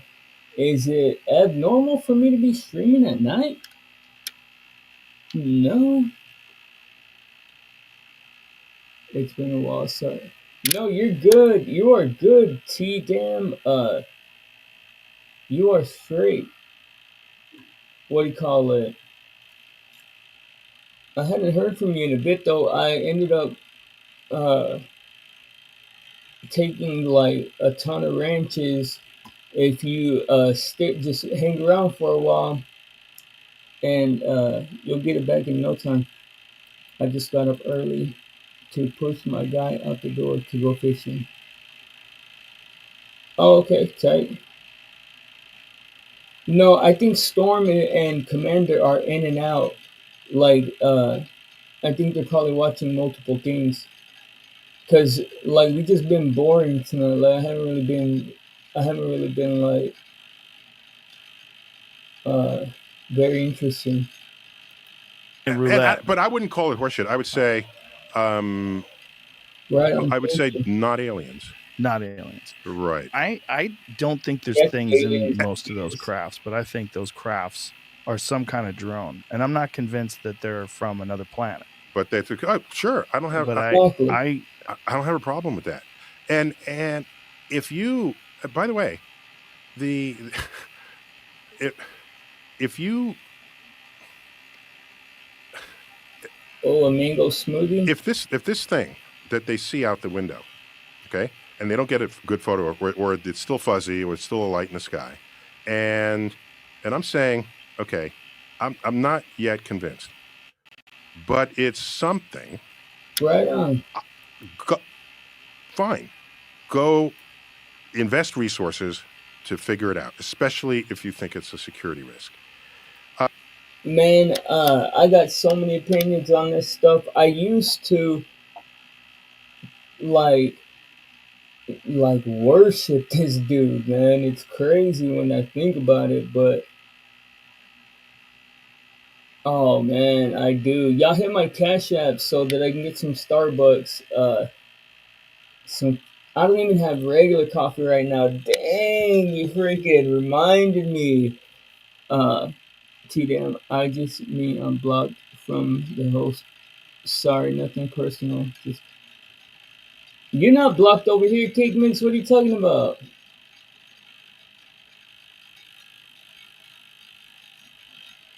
Oh, you're talking about somebody else. I don't know. And you bailed on me the other day. Canadians can't do it. So sorry, kid. Oh yeah, Canadians. Yeah, we don't take maple syrups here. I'm in the university. Okay, right on. What's that all about, eh? What's that all about, eh? We don't take no maple syrups. Eh, we don't take no Canadian bacons, eh? We take US dollars. Huh. Canadians are crazy. If you want to believe it's aliens, I'm not. That's If they didn't want us to see them, you would never see them. Oh, right. I'm pretty sure if they had enough technology to cross the vacuum of space to reach us, that you wouldn't even know they were there. I agree. You just would have no now, idea. Perhaps the way. Did y'all see the map though, man? Did y'all see that map? Like that should be very concerning to somebody that, like, if you really think we're on a globe, like you should really be asking what the heck that's all about, because let me see.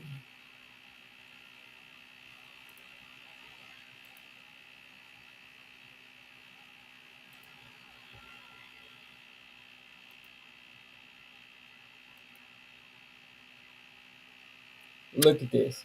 Now imagine, you know how you can take like wallpaper and just you just like apply it to the wall, and then just imagine taking like a bowling ball and applying this map to that ball. Damn, dude, you looking bad. I think you need to stop chasing. Yeah. What can I do, bro? The appeal of the crack rock is strong. So what? Poke your butt. But imagine. And what do you mean? How do I look bad? You're crazy. Look bad? Why do I look bad? You're tripping. But what was I saying?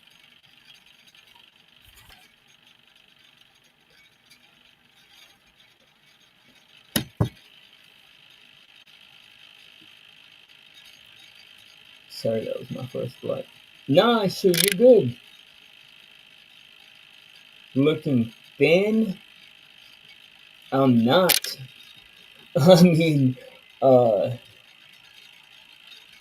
I'm not thin. I'm telling you, if I look different, it's because I just had the mustache for a little while, and then I had just cut my beard. What do you call it? But I'm in the exact same shape that I have always been in, same weight and everything. Looking thin. Yeah, you are looking thin. Well, I'm not. Have you looked at the United Nations mission? Yeah, well, I don't think they're meaning it as a compliment. Damn good Ozempic life. What the fuck? You're crazy. You're thrown off. You're wild. Good Ozempic. Hold on. Let me.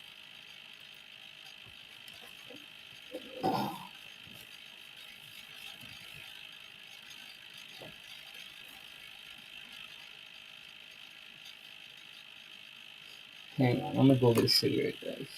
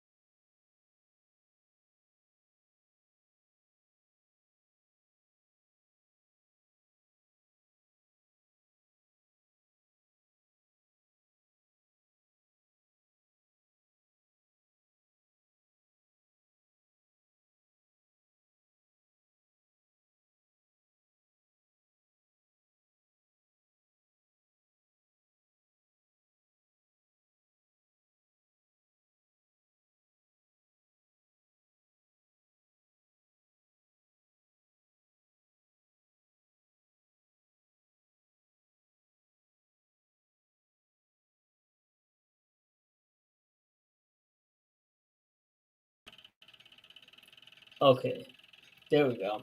Is that better? Shit, the one thing I hate being called is little or skinny, but that should be good for now. Y'all can stop calling me little or skinny or anything like that. We all know what he means by what is going out for our smoke mean? Hey, can somebody block that Sylvan Rodriguez account?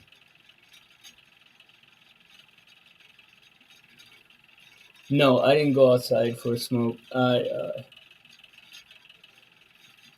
just grabbed my vape. But let's get back to this account.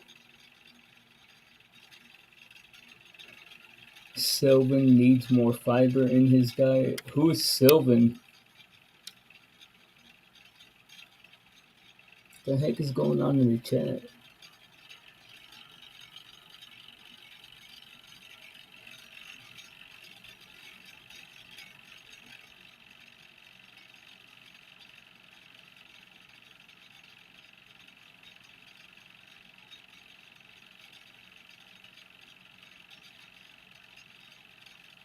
Say bye to him.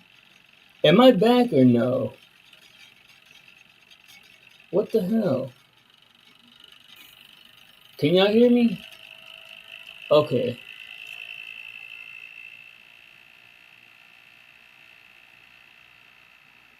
We all know what he... Yeah, you're tripping me out in the chat. Or maybe if you want. No, I know. I'm pretty sure who that Sylvan account is. As a matter of fact, guys, I was going to talk to the mods since I don't have the Discord anymore. I'll talk to y'all on here. What do you call it? Like everybody that is a mod, I'm gonna be going over everybody that has a mod and kind of thinning it out. There's only probably gonna be like, I don't know, a handful of them, and we're gonna start like operating a tight ship. Like nobody coming in talking smack, nobody derailing the conversation, like all of the stuff that we tolerated before. Okay, yeah, take care, Rochelle. Salute. All of the stuff that we tolerated and that I condoned and participated in, I want to cut down on all that, all the negativity, man, all the drama, all the silliness. Like, if there's joking and stuff going on, like that's all well and good, but nah. What do you mean, Tigmix? You're one of my top lieutenants, fool. You're one of the only people I trust to to mod correctly. Everybody else just don't even mod. Like everybody just wants the ranch, but hardly nobody even mods. That's why I'm gonna be taking like 100 ranches.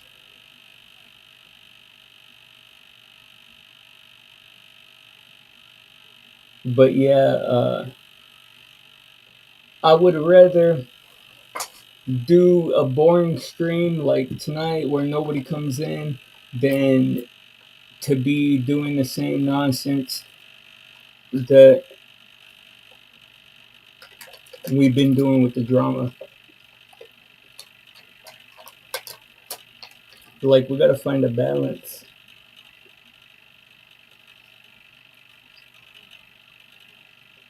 I'm eating a pudding, so.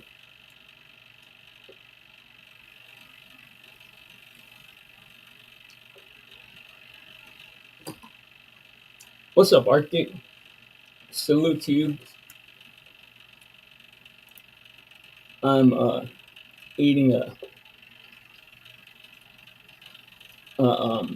pudding. I'm eating it with my finger though. So somebody probably gonna say that I'm a crackhead or I need help or I'm skinny or something. But if you don't have the right utensils, you got to do something. Right. What time is it?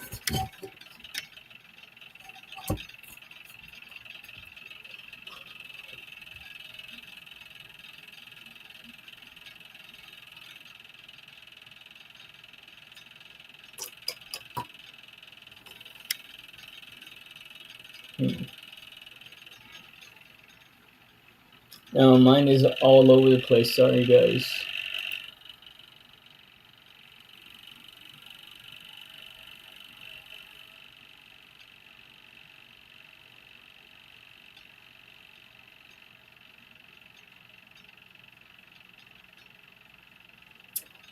They say that cake mix, but honestly, like, you want to know something? You want to know the truth?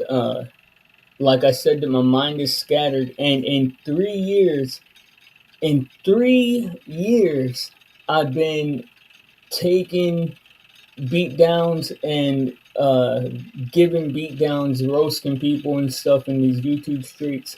Well, I'm like that close, like that close to being ran off of YouTube right now because uh, it's just certain things, man, that are going on.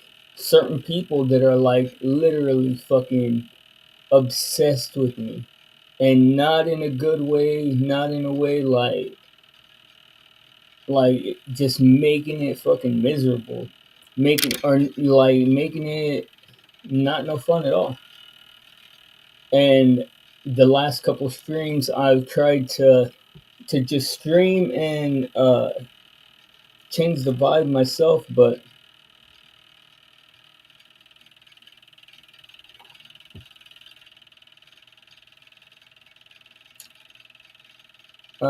James Longstreet. Yeah, y'all can block anybody like saying anything stupid.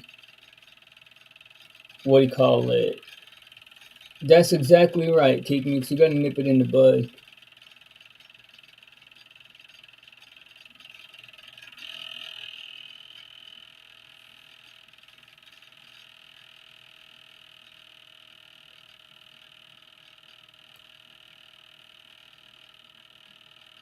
I mean, I don't know. Honestly, like, I don't know because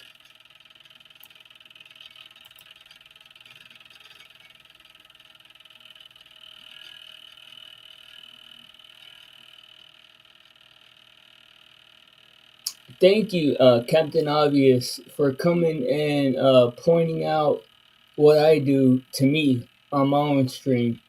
Uh, you get the Clever Person of the Week award. Like, what? What is your point? What do you?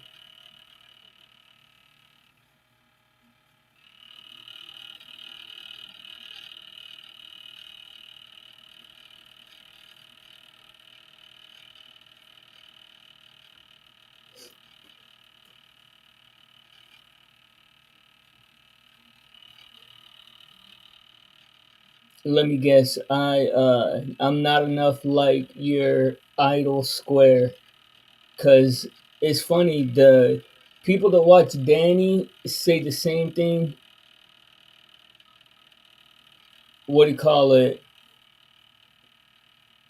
T Dam is being cool. She's telling she was I think she was telling James.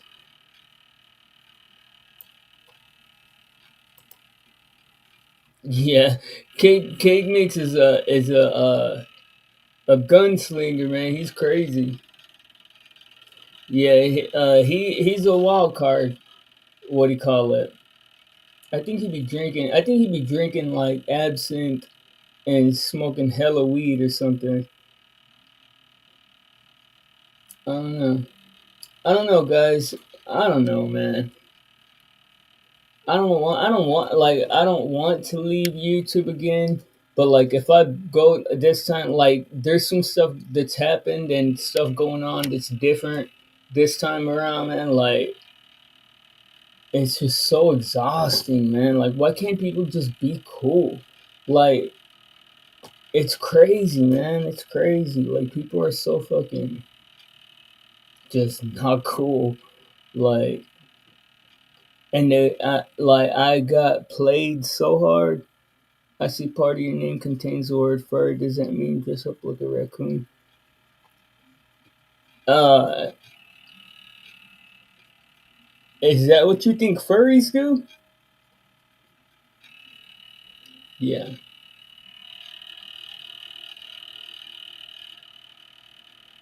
Police thinks that you're scared to leave your house. Yeah. Yeah, this is what I needed. Y'all keep it going, man. Tell me all y'all's insults and stuff. I'm a bobblehead, wonky eyed, big fat potato head bitch, and I'm a big fat bobblehead bastard and stuff like that. It's pretty early in the morning. Aren't you going to be late for work? Mm,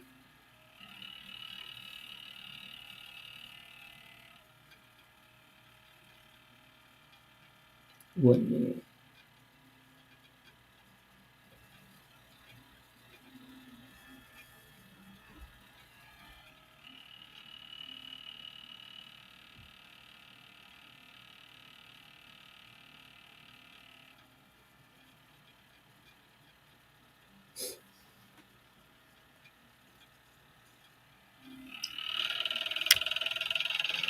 I don't know.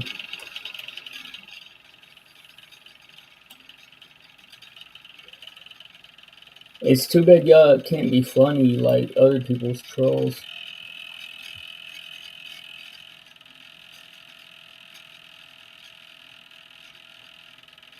Oh yeah.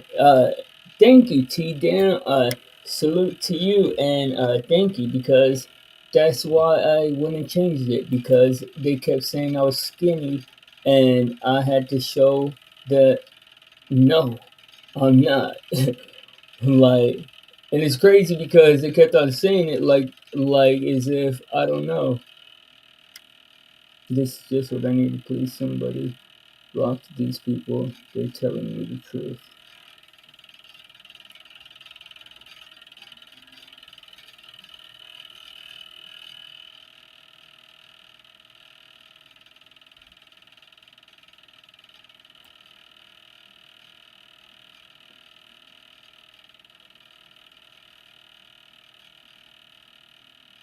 I don't know. Charles.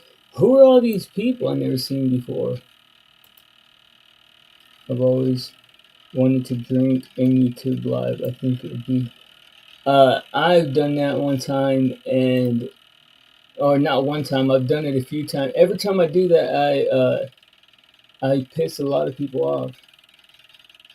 Like people get mad at me. People won't talk to me for like a week or two. Well, damn, I didn't even get to read that.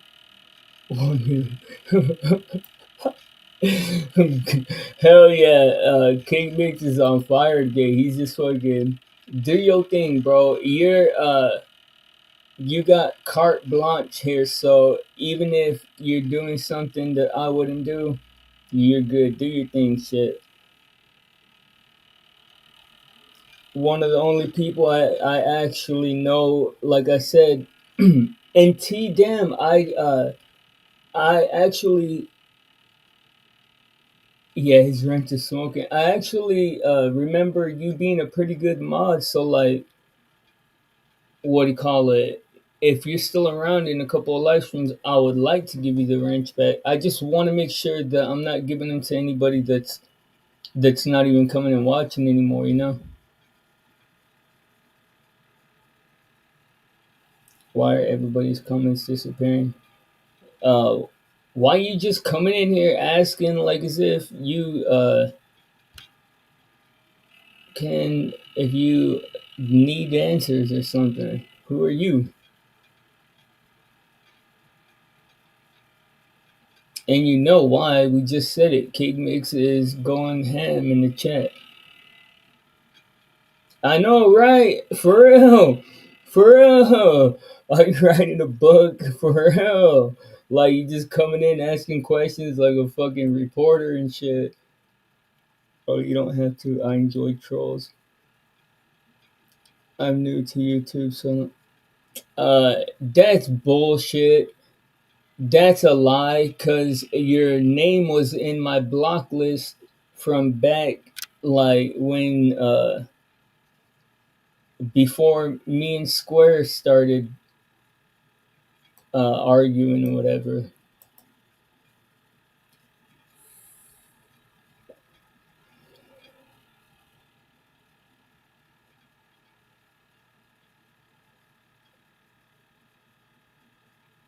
Yeah. I don't know why y'all like I'm not I ain't skinny, I ain't depressed, I ain't like we are not a victim or a target here. I don't know why y'all dumbasses are coming in and bothering with me right now, but my mind is just a little bit scattered, so I'm not like completely present. But other than that, we are good guys, so we don't need y'all to come and fucking try and damn the bad luck. Yeah, for real. But I know how y'all guys are. Like, if y'all see somebody that's like having an off day or something, y'all want to come and pile on and shit. That's not the case.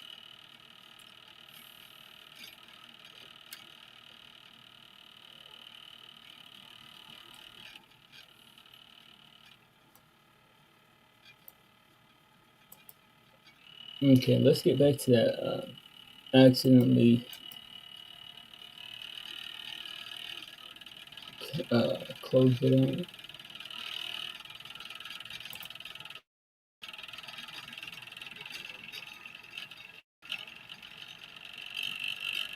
Oh damn! There's two two different people or two accounts.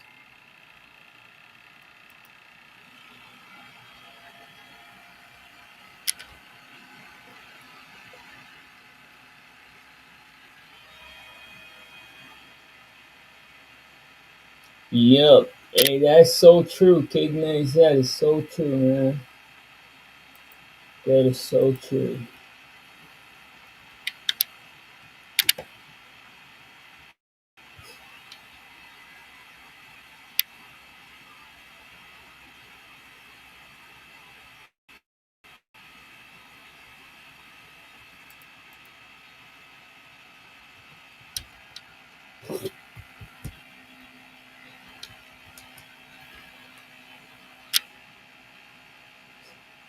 Oh.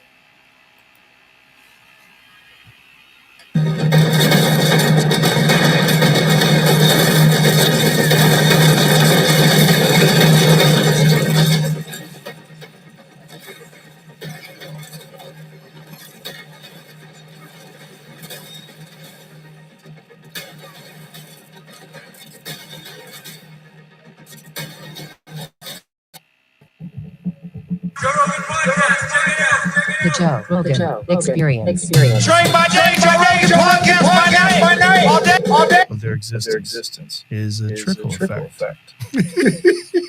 Okay. Every now and then we see a video. Now think of the hubris of us saying this advanced. They would consider us astonishingly, inexcusably, bewilderingly barbaric for having done so.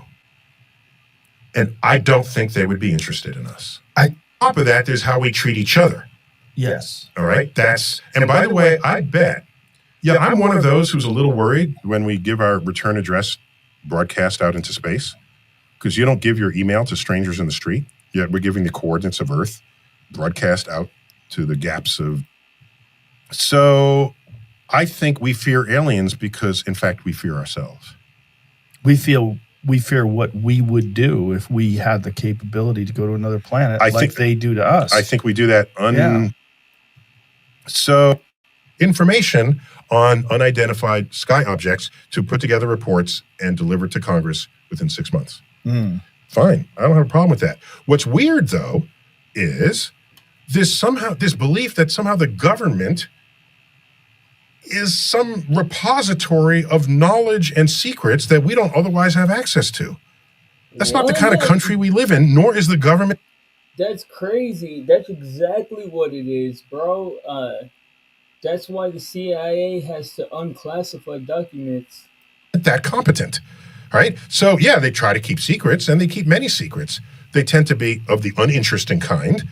But if you have an interesting secret, if you're stockpiling aliens and you're telling me the secretary, the admin, the janitor, that they're not sneaking out an iPhone photo? Really? Really? Do you think it's that simple? Really? Really? Do you think it's that? You see though, that right there, that way of thinking always blows my mind, because there have been things like I think it was like Coast to Coast, where this guy called in and supposedly he had worked at like Area 51. I mean, and not to say that it was true or anything, but a lot of times when people have quote unquote messages or quote unquote like whistles to blow, they get gate kept quickly and just quieted, so, or pacified or whatever. That simple. Christopher Mellon, who worked for the Defense Department, he came on and was talking to us about. You get all the inside folks here, yeah. And it was an intriguing conversation, because he is of the belief that they have had access to some objects and some crafts and some things that are unexplainable and don't seem to come from any technology that and I don't want to put any words in his mouth, but any technology that we're currently capable of reproducing. Okay. I mean, he might have seen something that the military was actually working on that would be mysterious to someone who's only familiar with unclassified propulsion systems and the like. So, do you think it's possible that a propulsion system so outside of the norm, something that is not working off burning fuel, something that's working off some new technology that is, whether it's some sort of gravity distorting or gravity-based technology, that could actually be conceived in a vacuum, where they could get the top scientists that work in propulsion, people that do understand, I mean, as much as we do understand gravity, as much as we understand the possibility of some sort of propulsion system, it's pretty minimal, right? In terms of like the mainstream. Yeah, we're still primitive with our propulsion system. Of course it could. Like,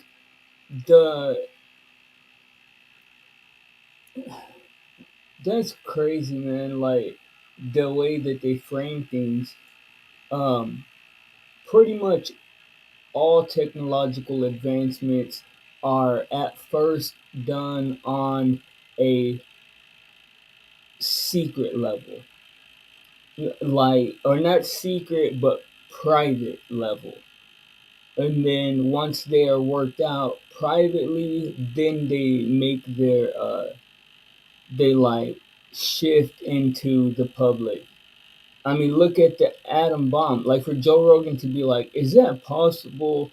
Of course it is, bro.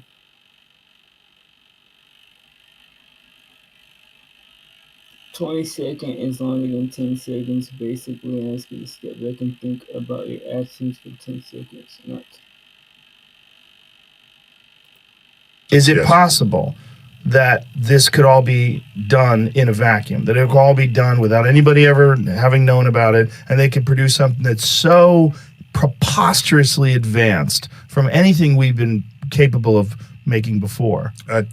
Advances tend not to be large leaps like that. It tend to be seems incremental. more likely that it's from a different source than from human beings.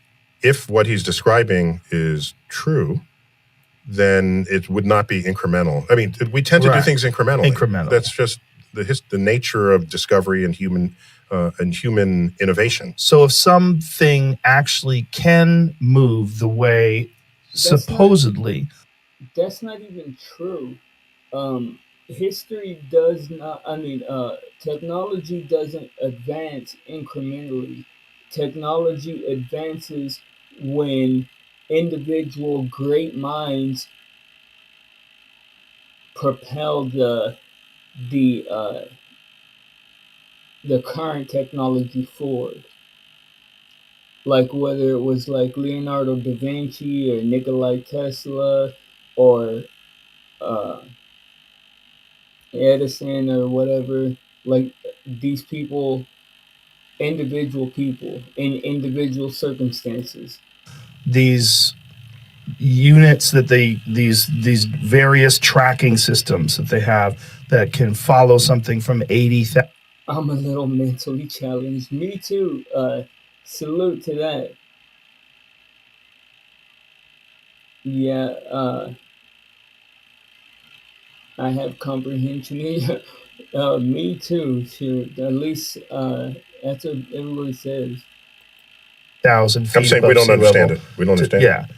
If it's actually a thing, we have there's no physics that explains it that we know of. That's and if correct. something can move that way, if it's confirmed that the systems are accurate and that this thing does move that fast and can do things that are beyond our capability currently, as far as we understand it, would it be more likely that it would come from some other advanced civilization outside of Earth? Or would it be more likely that it was conceived in a vacuum here without anybody having any access to any of the technology in these incremental forms? So it's possible you can have black ops, as they say. This, you look at the airplanes that came out of Lockheed Martin during the Cold War.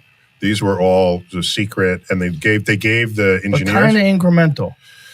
Sure, but they looked really different, and they behaved very differently, and they had so it was still incremental. But let's imagine, a deep black ops where they're making their own incremental changes, but you don't get to see them. So that by the time it shows up, it looks like it's a big leap, even though they got there incrementally, and that was unreported. Sure. Doesn't science rely on other scientists to coordinate with, like other scientists to review data and to share ideas? And it also presumes that the government has the best scientists, and that's simply not the case. Right. Yes. That's what I would always think. The best scientists are going to go to the private sector because there's more money there. Or academia, where you have freedom of research. Some will go because you can. There is money in the military, but you're forced to work on projects that might not be the most creative investment of your own energies. All right. You hire a physicist, make a bomb at the end of this. So it would take something pretty monumental for you to shift your belief to this is probably. It's not belief. It's show me an alien.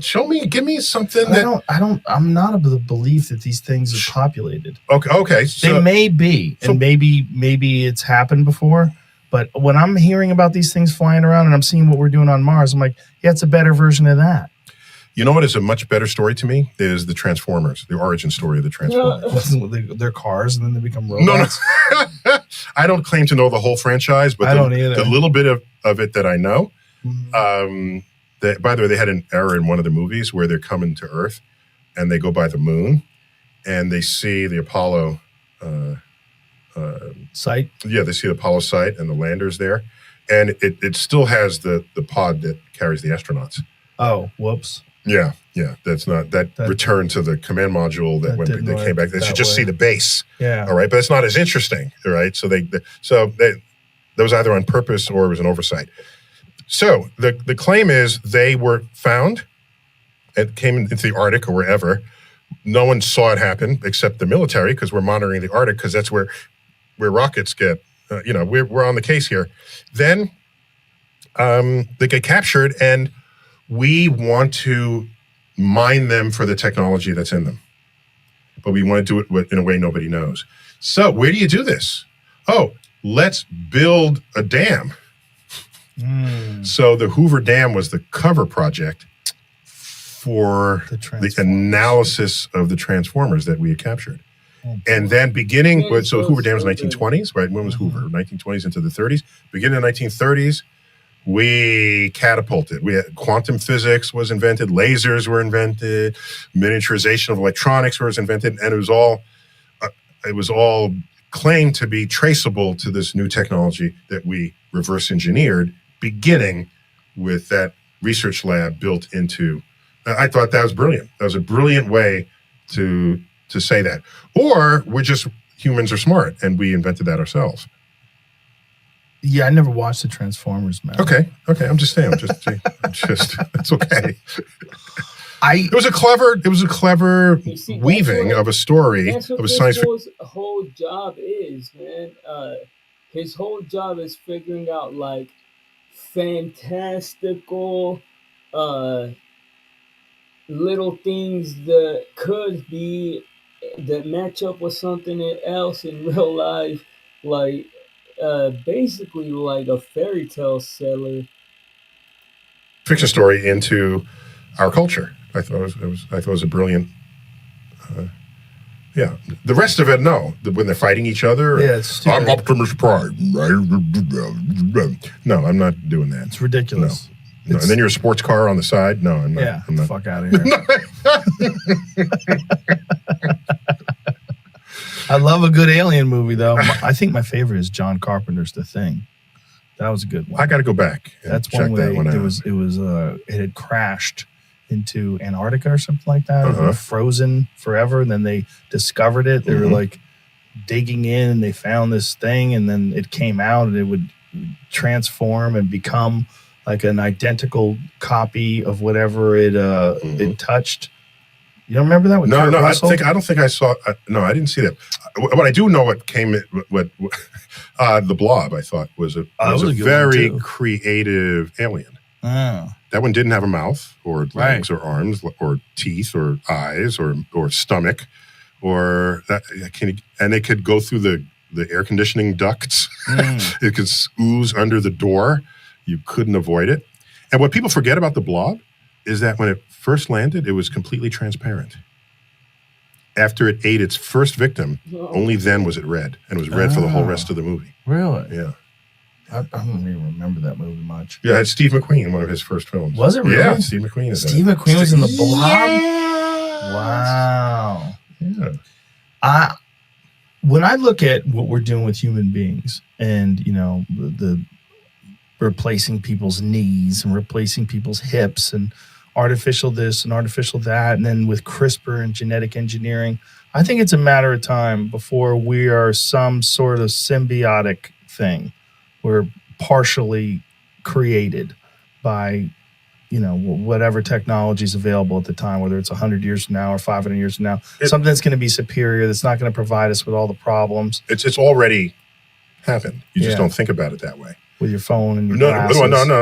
No. Even before that. We are symbiotic with chemistry. You're living twice as long. Better living through chemistry. Sure. Okay. We control your cholesterol, your inflammation. That's dumb, but we are symbiotic with our phones. And it's crazy. Like, we have started, like, morphing into our electronic devices. Like, I know people that can't even stop themselves. Like, you can tell them, I'm going to ask you a question.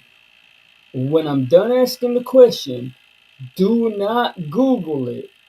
And I swear you can ask them the question and they'll still start to freaking Google it without thinking. Like, it's crazy. We are becoming fucking merged with our technology. We know how to reduce the chance of stroke. So you're thinking very narrow on this. I need a new kneecap, or I need a new this. The fact is, science and technology has already been infused in the human condition in a way that, for example, has doubled our life expectancy within the last 150 years. So it's already happening chemically. So now you want to do it mechanically because that requires material science, and that's a much later field than chemistry was developed in order to contribute to what our lives are. Now you want to get into our DNA. That's just the next level. Okay. Now, are we going to have some internet infused in our head? Everybody in the chat, salute to y'all guys, and thank y'all for hanging out, man. Even no matter what y'all are talking about, I like to see the chat move, and I'm not always like tuned in though, so it's cool that y'all are talking about whatever y'all are talking about. I can see y'all aren't talking about this, so I'm like checking it. But no, you're killing it. You're killing it, Cake Mix. That's exactly what I asked you for, and you deliver, bro. You're good, dog. You're good. I don't like. All I need is for you to be as protective of this space as I am, and I don't want no nonsense for the meantime. You know what I mean? No bullshit. think so. But that's what Elon's working on. I don't think. Well, why would you do that when the entire internet is in your palm of your hand? Because your smartphone? You have to touch that stupid thing. You might drop it. What you're saying is I don't want to touch this. Yes, open up my skull and put in an internet transmitter. Yeah. That's better. But it makes you smarter. So does the smartphone. No. But like much smarter. What he's saying is it's going to increase the bandwidth that you have to access information. You're going to be able to access information quicker because it's not going to go through all these. Okay, so people can do stupid things quicker in the face of information that they think is correct. One of the things that Elon's. No, just stick to the game plan, because the thing is that like you said a minute ago, I have to nip it in the bud. So I have to make sure that like we're cultivating the atmosphere at the temperature that we want moving forward. So like I told you, I'm dealing with all this drama and stuff. So for the meantime, like it's no drama, no nonsense, none of that. Like we'll be hanging out on stream and stuff, but like we're gonna keep it very civil, very PC for the meantime. So it's kind of rude. I don't know you like that. Yes, I got nuts.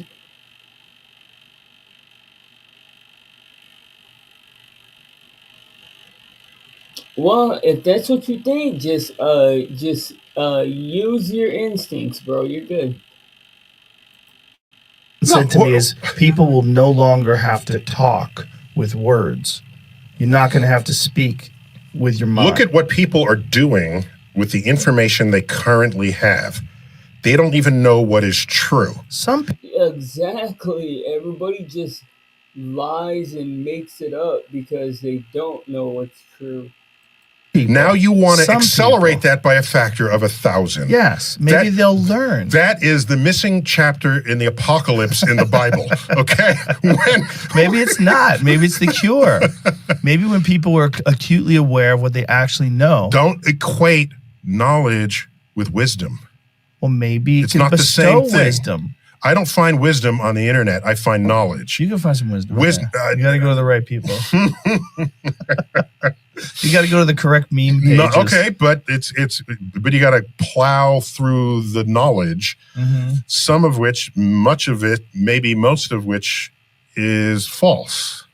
That's a problem. But occasionally you get nuggets of wisdom. Yes. Want to see a nugget of wisdom? You got one? Yeah, I'm going to show you one. Show me. You got one now? I'll send it to Jamie, and Jamie, you'll put this up. Okay. This is a piece of... by the way, I'm all in for wisdom. I bet you are. Okay. Because when you look at the arc of, there's in science, you want to convert data to sort of facts, and facts into knowledge into insight, and then ultimately insight into wisdom. And that wisdom will help you make better choices. Yes. And help you understand the world you're living in. Correct. That's what it is. So you got wisdom. Just so you know, this is the guy calling you a Nazi on the internet. Okay. So now don't you feel better about like digging into your Twitter? That's just a later version of that very first comic in the New Yorker when the internet came up. And there are two dogs on a computer, and one dog turns to the other. The good thing about the internet is no one knows you're a dog. That was like 1991 or Was it something. really? Yeah, it was very early. Very early. Wow, You can probably find 91? it. Yeah, have them bring it up. Wow. No one knows you're a dog. It should go straight to it. That's pretty brilliant. Yeah. And so I've been thinking that the entire time. There it is. Oh, Put it up. wow. On the internet, nobody knows you're a dog. What year is that from? Does it say, Jamie? Oh, it's got its own webpage, wiki page. 93. Wow. Yeah, very early. I said 91, so it's 93 from the New Yorker. Yeah. What year were you on? Oh, I'm a scientist, so I was on from the 19. 80s? I was programming computers in high school, and I'm graduating class of 1976, so I'm an old fart. But we had, very large, clumsy computers, but I was programming them. And I had my first email account in 1980, 1981. Wow. Yeah. 1980. That's Yeah, but crazy. you can only talk to other scientists. I mean, who else? You're not sending email to your grandmother in 1980. Did you anticipate it was going to eventually be public? Oh, yeah, I saw the trends. I didn't anticipate that everyone would agree to put all the world's knowledge on it. I thought it would be very selective knowledge. That the idea that Wiki works at all is astonishing. Pretty crazy. Yeah, it's a pretty crazy fact. And I'm happy to boast, my field has very excellent wiki pages on Pluto, on planets, on black holes, a lot of us are really good educators, and we know. I mean, there is still a lot of information that hasn't been put on the internet. Well, it's very occult information or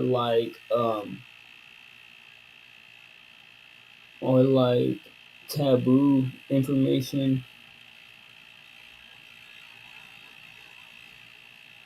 The internet is a lot different than what I had always thought that it was. No, they're not just textbook pages, they're really informative. So, and there's very little misinformation on it. So I'm very happy. That's extraordinary. How do they filter that? How do they make sure that misinformation doesn't get? So I hate to name drop again, but I had one of the founders of Wiki in my office, and he wanted to know, what does he do about people who are pirating pages? Because back then, anyone could edit any page at all. Oh, right. All right. And they now have they can close a page, has to be reviewed. But that violates the spirit of the wiki concept. Because you don't know if the person who wants to edit it has more insight than everybody else who even wrote the page. Right. You don't know that in advance. What, are you going to interview them? No, that's not realistic. So I thought I had a really good idea, but he didn't take. What was your good idea? You have an edit index for every article. And so the edit index it tells you two things. The rate that people have made changes to that page. It's one dimension of information. Another one is it an in situ edit or is it additive? That's important. Because if there's some celebrity who dies, you'll edit the page by adding a paragraph, though they died in their sleep or whatever. So that's editing, but that's not, that doesn't put the content at risk if you're just adding information. So if I know that a page has been edited 40 times in the last 3 days, malarkey, then the likelihood that information is objectively true is very low. And so when you're doing a book report or any kind of report and you're citing wiki pages, you would have a side index that tells you this page is rife with conflicting and contested edits. Now that I know that, here's what they said. Whereas other pages that are stable, I think we have a good right to say this contains objectively true information. And you would be able to make the judgment yourself. And it'd be easy to track that on a computer with all the edits. So, and you'll know, did someone just correct spelling? You would give the nature of what the edit is. And I thought that research is, if you don't know what the answer is, let's at least know how controversial the information is. This brings up an interesting point. Because one of the things that we're talking about when it comes to technology, we're talking about improvements in the way the human... They won't give us any of that information. Like that's the shitty part about like our so-called whatever. Uh, any information where we can actually find like an answer to like a real answer to anything, like a measurable, true today, true tomorrow type answer that you can actually recreate the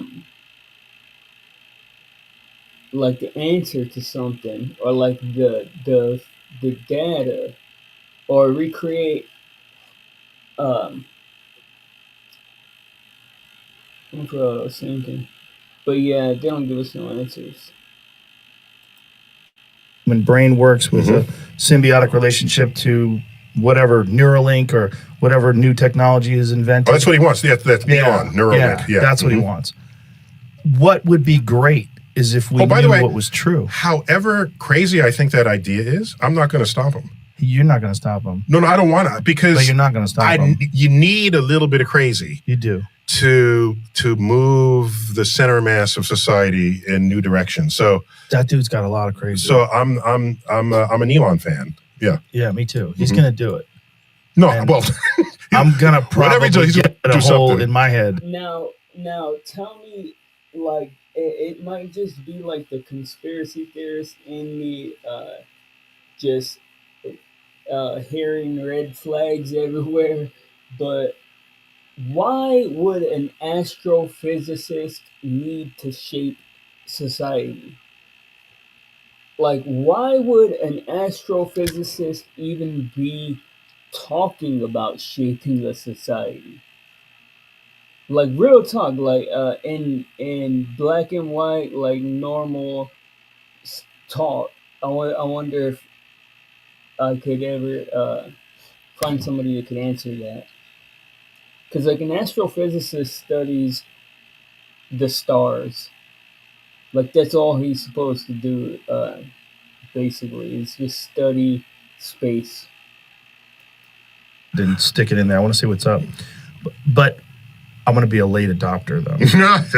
I'm going to be like Gen 4. I didn't buy a Tesla until like 2 years ago. Really? Okay? Oh, no. Yeah. No, I was You know what I'm early, saying? and I had them. Yeah, they had them many years before. Yeah. The Roadster was first out. Yeah, the little Lotus Elise clone. I couldn't fit in it, so I couldn't. Oh, you're a I big hit my fella. head. I can't. Yeah. My shoulder went across the midplane of the seat, so I have to be there with a small other human, but two of me wouldn't be able to fit in the front seat without being very snuggly at the deltoid.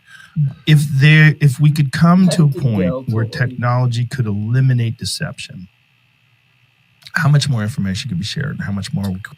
Man, if the world would collapse. The world would literally last probably like an hour, I think. I've never even thought about that scenario. If technology got to a point where, okay, if it was technology doing it, then it would have to be applied. So it's not like all deception would just be gone. It would just be able to tell if somebody was lying when you asked it. Or like you could maybe like introduce a video and it could tell you or something. So it wouldn't eliminate the lying, but it would because like the world is literally like based on lies. The world is like hinging on lies. Fuck. Who we understand. But what I don't know is, if we cannot eliminate deception in ourselves, either self-deception or purposeful deception in others, I don't see how we can program that into our technology. But I think we can. I think it very much can be programmed into the technology. I think it already is programming itself into the AI as we speak, because I mean, if you think about the way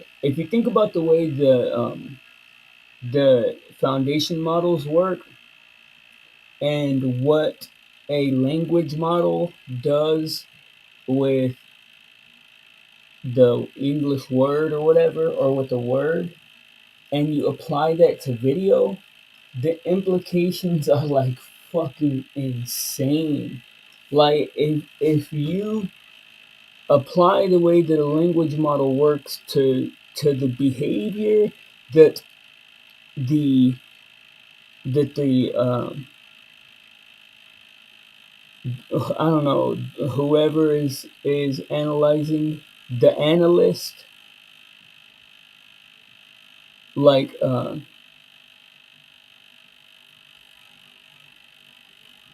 it's the behavior that is analyzed within a video is it's so far beyond what we can even comprehend, man. Like I'm trying to think about how to quantify it in a reasonable way, and the whatever is analyzing the behavior is it's going to be it naturally, just based on the nature of what the AI does. It's already probably smarter than us, like as far as like being able to imitate full and so can I ask an AI thing? You can do anything with AI. What do you call it? You can ask it questions. You can marry it. You can pretend like it's real. Shit. Whole world is pretending like it's real 90% of the time.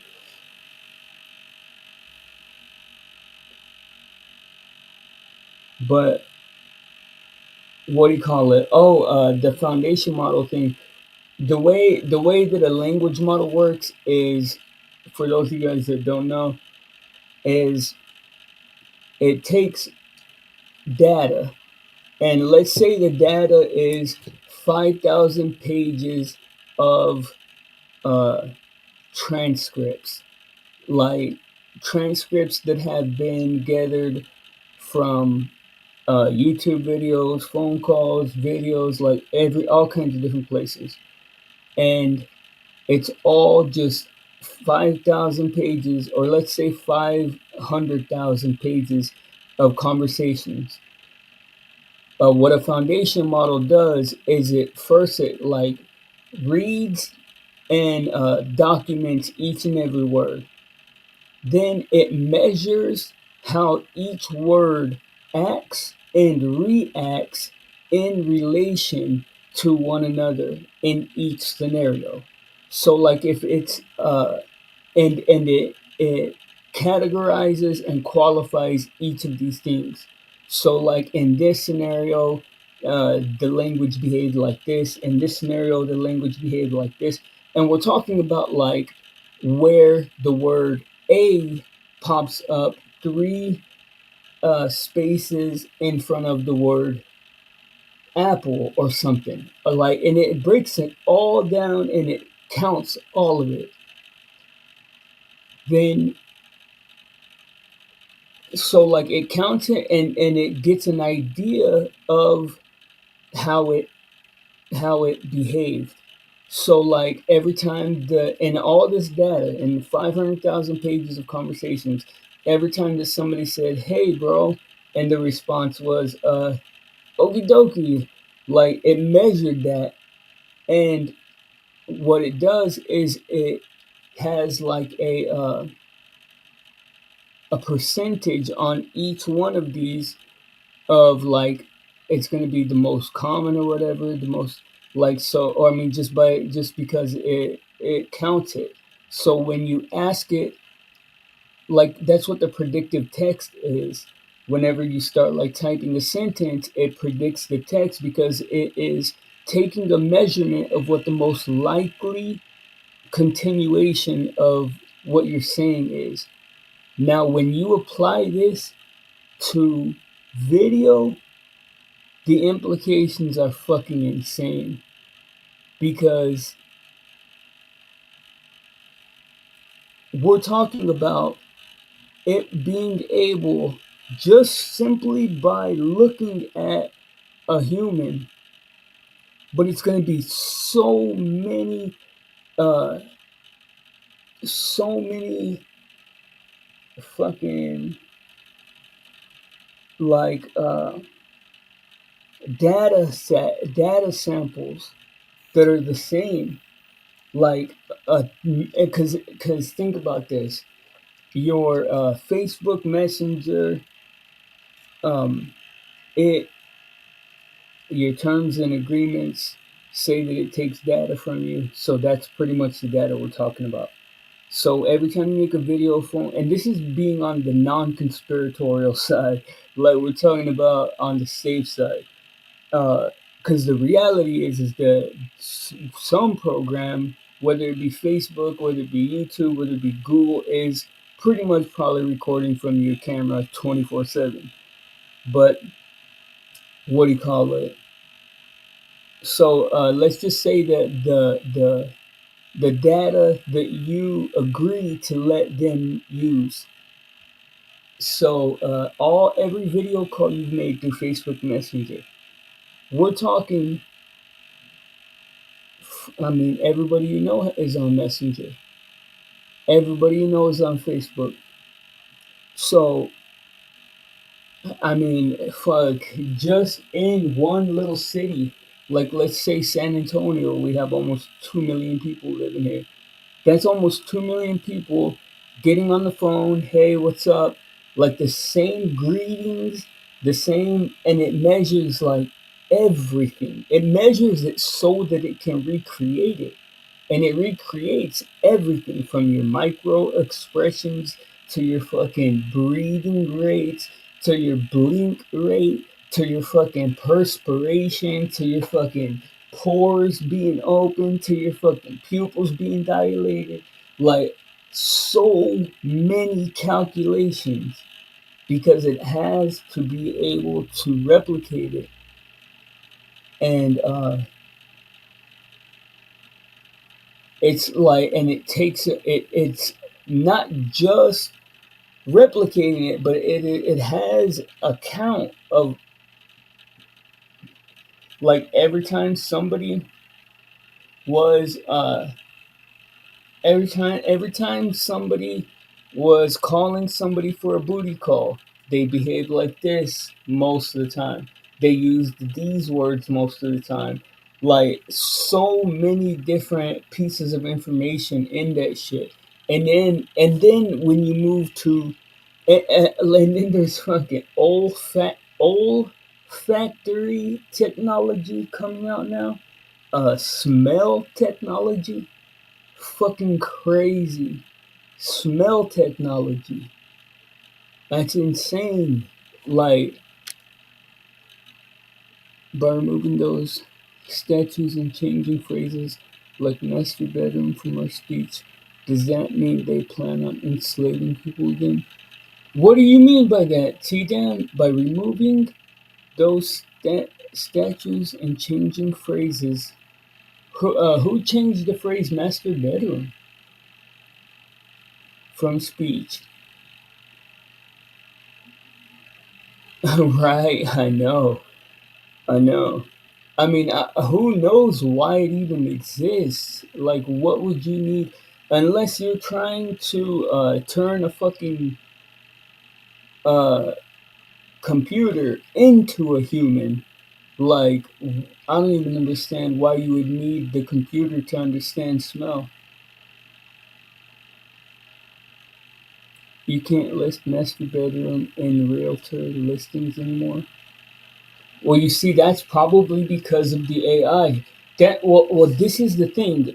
Like when people say the words SA and like grape and shit, the reason why I don't know if the AI figured that out for itself and started doing that on its own accord, or I don't know if the programmers do it, but the thing is that like because everything is operated by AI now, when you speak into it, the data or you speaking into it or typing into it or whatever, that contributes to what you're gonna see in the future. Like no matter what, because AI is so fucking pervasive now.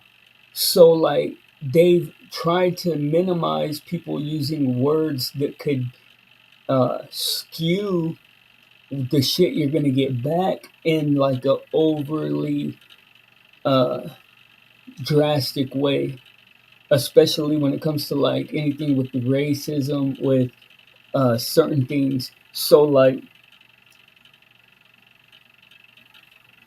and like I said, I don't know if that's the AI doing that to be like proactive for its own good because it doesn't want to be programmed with, or like it doesn't want to be revealed. Because if that's one way people would see it faster, is if people were able to see that it only gives you back a it gives you back a like a fraction, or not even a fraction, like a fucking version of what you give into it. Like it's based on humans' movement and communications.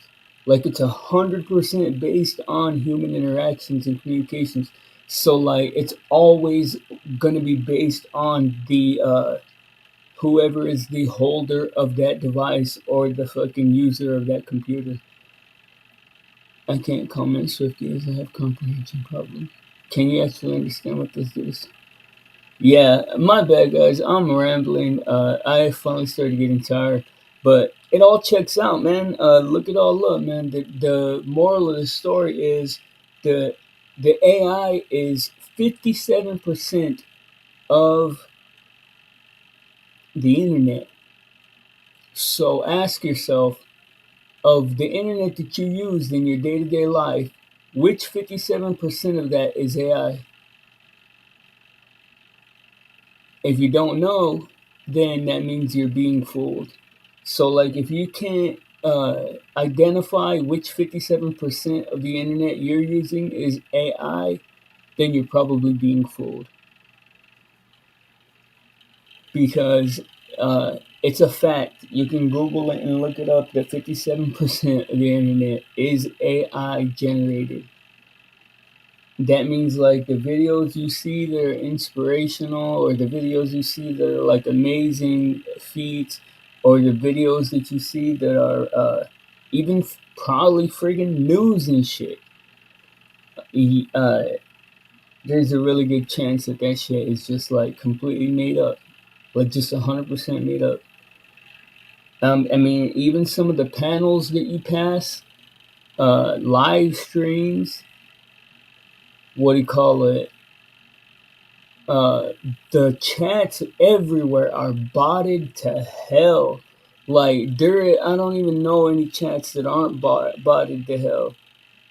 Oh no! Look who's back with their finger on the timeout button. uh, but yeah, everywhere's botted to shit. The AIs even will like uh argue with you and shit here on YouTube. It's crazy. It's fucking wild.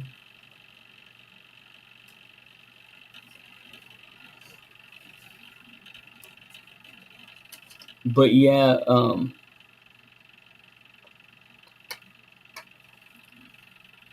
fucking AI is crazy, man. The question is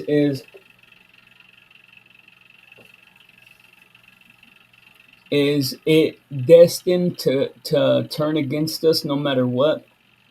Because that's what people's first thought is that it's gonna do, is that it's gonna like turn against us. And what's crazy is the more people think that and say that, the more likely it actually becomes.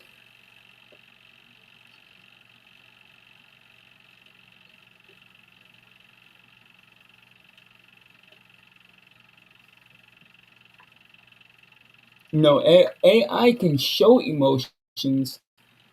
It just doesn't, they don't come from the same place as ours. They don't have a soul, but they can most definitely uh, display emotions. Can, if we can understand whether someone's telling the truth or not. If it's clear and glaringly obvious, if you and I are talking and I start talking to you and all of a sudden a green light pops up, which indicates I'm full of shit, you'll see it and I'm like, oh, my green light's showing. No, but that assumes that things are either true or false. And that's just not true. That's not the actual world is way more nuanced than that. Right. So unintended deception. So, for example, I can think something is true. Right. Yeah, and what you're basically saying, not to put words in your mouth, is that everyone walks around with a lie detector on their forehead. Yeah, that's a bad idea. That's a bad example. Well, you just said this, and I know. All right. Yeah. So everyone has a lie detector, and if I think something happened, even though it didn't, then I'm telling the truth. I'm telling you my own understanding of the truth. Which is a problem with some people with some stories, right? You can't then indict me for that truth being wrong if that's how I saw it. That's like the umpire. That's how I called it because that's how I saw it. The umpire's not being evil. That's just what they saw. So that's one problem with that. Another one is there's so many things that are, and that's what makes the world interesting, I think, is, so you want an example of where... See, that's like these are the disingenuous comments, man, that like make me feel like we're being played so hard.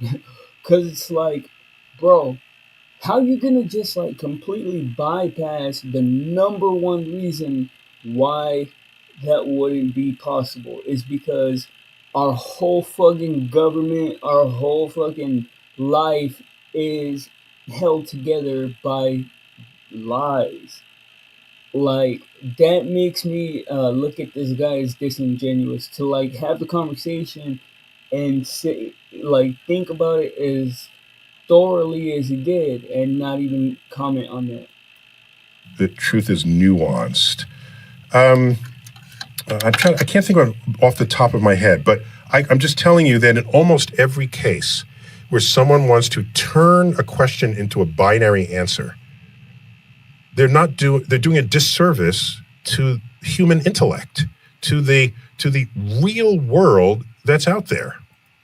I'll be right back, guys. I'm gonna go get a bowl of cereal, but I'm gonna let the video play. I'll give you an example. So, how tall are you? 5'8". 5'8". Okay. Presumably you measure that with some kind of tape measure. All right.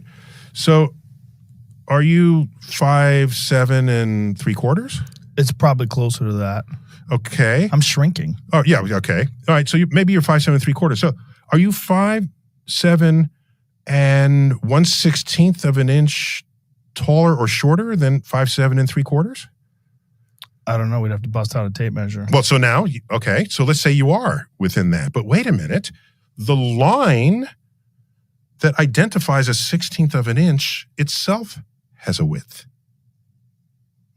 So where are you within the width of the line that you're using to report how tall you are? So we're giving rough measurements. Anytime you give a measurement of something, it can never be exact. But you get an understanding of it, like go a mile down the road and then take a right.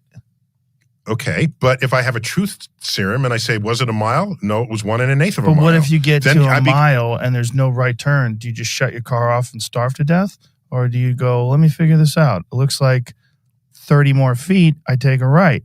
It's 1 mile and 30 feet. Okay, I'm not going to nitpick. I'm just going to take a right at 1 mile and 30 feet. Your brain red light, green light device would say the person was lying. Yeah, that device sucks. Forget I came up with that idea. All right. I was just trying to say. My thought was just eliminate purposeful deception. Like if you knew someone was lying to you, con artists, Ponzi scheme people, someone's trying to fuck you over. If you could be clear that what this person was doing is they're not really going to make you a lot of money. They're trying to rip you off with a pie in the sky idea. Okay, you know what device that is? Deception. You know what that is? What? There's a device. It's called logic. Science literacy. That's right. How to know when someone else is. In fact, I just tweeted that recently. Wow. Science literacy. Your boy Steven Spielberg got busted in a Ponzi scheme. Is the power to know when someone else is full of shit. But if you're dealing with something like Bernie Madoff, right? You look at his returns and say, these don't match anyone else's returns. How is this freaking possible? Because he's a G. Because you want to believe what he's doing. Right. So and that's not his, is it his problem or is it your problem? That you want that outcome so badly that you are allowing yourself to be conned. That's how conning works. So as a scientist, you can never be too invested in an outcome because it warps your capacity to judge what is true and what is not. Was Bernie Madoff's return substantially more impressive than anyone else who was doing it legitimately? From what I read, that wasn't the point. The point was... Why is my brain twisted? Maybe fried. I don't know about twisted.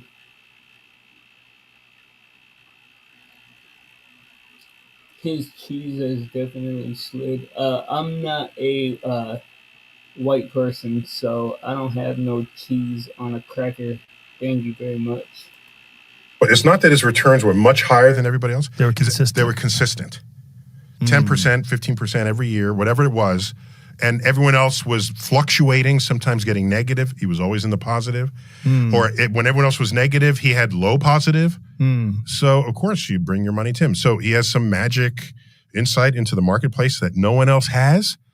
Well, do you know how the statistics of trading works? Do you know, it's possible you can be lucky a few years in a row, but to do it for 10, 20, whatever long he was at it. Right, but wouldn't it be easier if you just could clearly see deception? Like the idea behind any of these technologies is they're going to improve the way human beings communicate with each other. Maybe he believed he was doing the right thing. I don't think he did. You don't think he did? No, I don't think he did. I've heard interviews with him. He sounded like a pure sociopath. Okay. He really did. Yeah, I mean, laugh. But But there's a lot of cost in it. Horrible cost. So you... Yeah, exactly. My cheese is on a tortilla.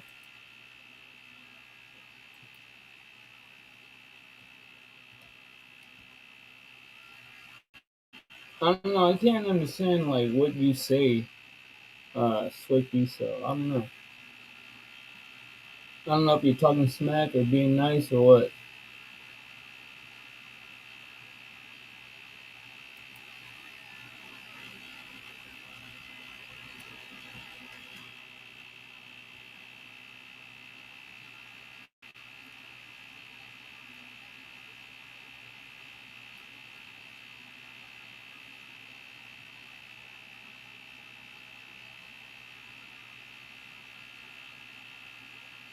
Oh, sweet. Check this out.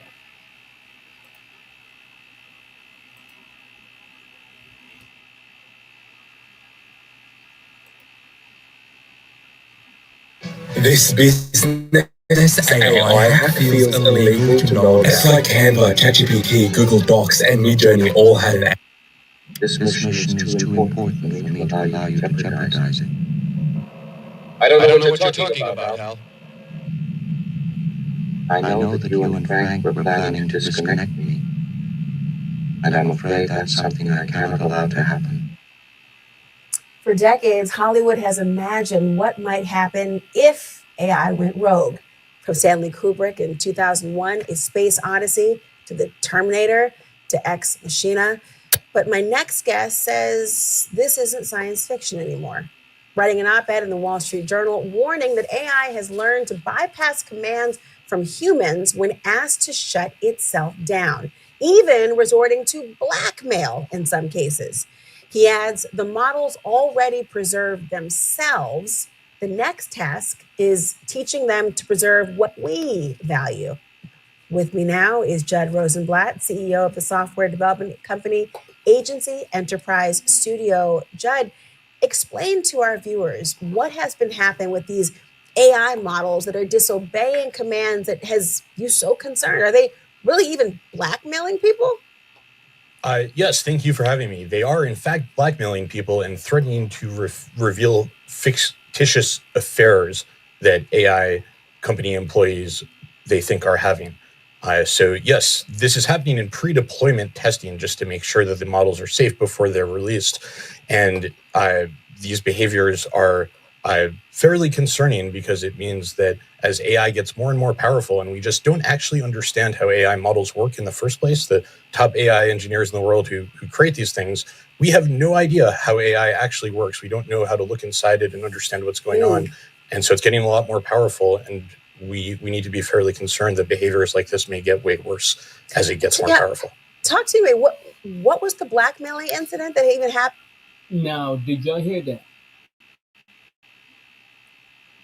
Everybody watching this on replay, everybody in the chat, everybody that sees this, I want y'all to think about how y'all were probably just thinking I'm tripping a minute ago. But did you just hear this guy?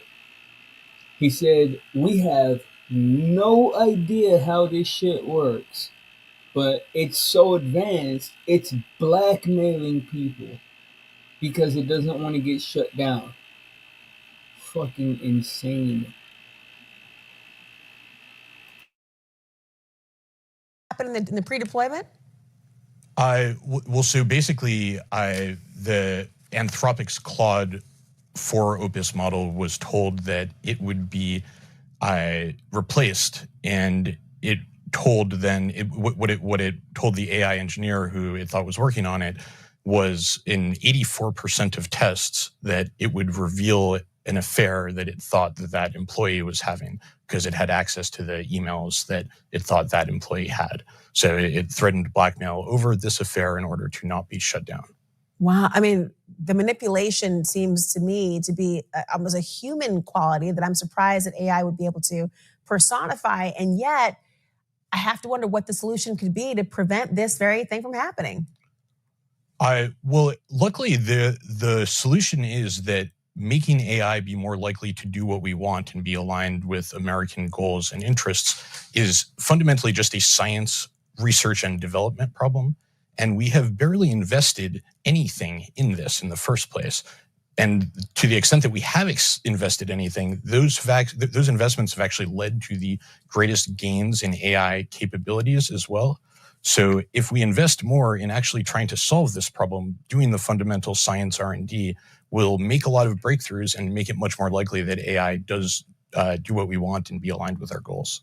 I want you to listen to what President Trump's AI czar, David Sachs, what he had to say about some of the things you're warning about. Listen. There is some non-zero risk of AI growing into a superintelligence that's beyond our control. They have a name for that. They call it X risk. X risk is not the only kind of risk. I would say that China winning the AI race is a huge risk. I don't really want to see a CCP AI running the world. And if you hobble our own innovation, our own AI efforts in the name of stomping out every possibility of X risk, then you probably end up losing the AI race to China because they're not going to abide by those same regulations. What's your response? Well, so I think David Sachs makes a major mistake there, which is that he thinks that investing in alignment actually hobbles American abilities, when in fact, history has shown it is the exact opposite. The biggest breakthroughs in alignment, such as reinforcement learning with human feedback. Wow. Wow. So we're in an AI race with China. Wow. And they can't regulate the AI to the degree that they want to because of fear of losing that race to China. Fucking insane. So meanwhile, we just all have to try and hold on to our britches while this bitch is running wild, doing anything and everything at once. Crazy. That's insane. feedback in constitutional AI have actually led to the greatest capabilities gains as well. And we know that China is investing billions of dollars in alignment. They don't want to lose control to misaligned AI. And that's also going to make their AI more and more powerful. So in fact, if we want to win this race with China, we ought to heavily invest in alignment rather than burying our heads in the sand. Fascinating to think about that. Well, how about this big, beautiful bill, as it's called, that was passed by the House? It includes a provision that would prohibit individual states from regulating AI for a decade. What consequences would happen if that is signed into law? It would mean that there ought to be great federal policy about AI and make sure that we wind up making the right decisions here in the long run and win the race. Judd Rosenblatt, thank you for joining us. Scary yet illuminating. Thanks for having me. I'm confident that we can solve it as well if we invest in solving it. I love an optimistic moment. Thank you so much for joining us. We'll see if you are indeed correct. All this week, we are looking to the future, specifically our future with artificial intelligence and how it might change our lives. And AI is already changing love, at least dating, how we find and in some cases create those we fall in love with. Yeah, part of that may sound like a little sci-fi. You may remember the 2013 movie Her, where a character played by Joaquin Phoenix develops a romantic relationship with an AI-based computer operating system. This should jog your memory. Hello, I'm here. Hi. Hi, I'm Samantha. Good morning. You have a meeting in 5 minutes. You want to try getting out of bed? You're too funny. Okay, good. I'm funny. Funny and perhaps not so far-fetched. The company OpenAI warning its users of ChatGPT that people could actually develop a, quote, emotional reliance on their app. Joining us to discuss, Laurie Siegel, the CEO of Mostly Human Media, and of course, our former colleague here at CNN, where she covered technology. Laurie, always good to have you. Let's start with something that probably more people are familiar with. We're talking about dating apps. How are companies using AI to maybe help you find love, make a better match? I think the headline would be optimization. So AI can now help you pick out your profile picture and make a suggestion, or it could help you come up with prompts or optimize you writing your profile. And this is, I will say, this has changed a lot since I was on the dating apps. And also there's like even more, I would say, out there technology that AI dates for you and has conversations and then will tell you who it believes your match is. So it's putting a lot of weight on AI, but I think a lot of folks are now using it just to optimize a little bit better, make it a little bit of a smoother experience. Now, talk to us about AI companions or chat bots, these virtual girlfriends, boyfriends, etc. How prevalent are they becoming? Who's using them? So there's a reason Her was always one of my favorite movies, and it really was so forward-facing. I would say empathetic chatbots, these chatbots that people are beginning to really develop emotional connections with. This is happening so much for younger users, but also older users just in general. An MIT study came out recently, and they had analyzed over 1 million chat logs. And they said, okay, the number one use case that people are using this for is creative brainstorming. The number two use case they found was sexual role playing. And there are a lot of like technical reasons why that's happening. I think AI is a lot more empathetic. It sounds more human. And it also has memory in many cases where it remembers you and people feel seen. And so people are falling. Wow. I didn't see that one coming. Some of our viewers may remember, I remember it well, your show here on CNN, Mostly Human. This aired 7 years ago. We wanted to play. Wow. I had no idea. Man, you see, y'all tripped me out, man. Y'all in the chat and everybody else on YouTube, because it's like, why is this shit only this fascinating to me? Like, why is nobody else tripping out that this is happening?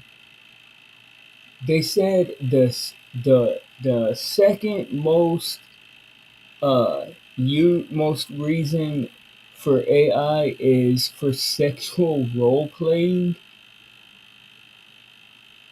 What the fuck? That's crazy. Where do you get a sexual role play AI?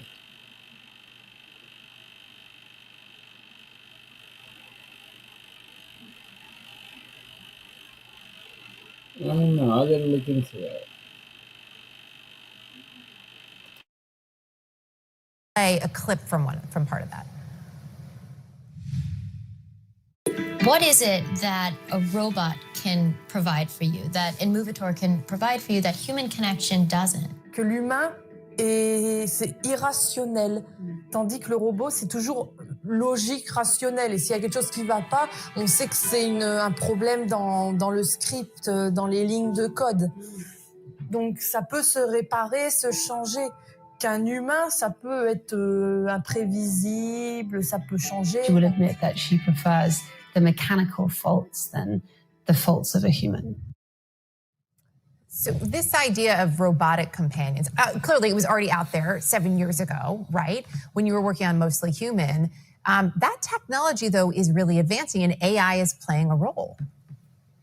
Yeah, I'll never forget sitting at that table with Lily, and it was outside of Paris, and she was engaged to a robot. And I just thought, this seems so crazy at the time.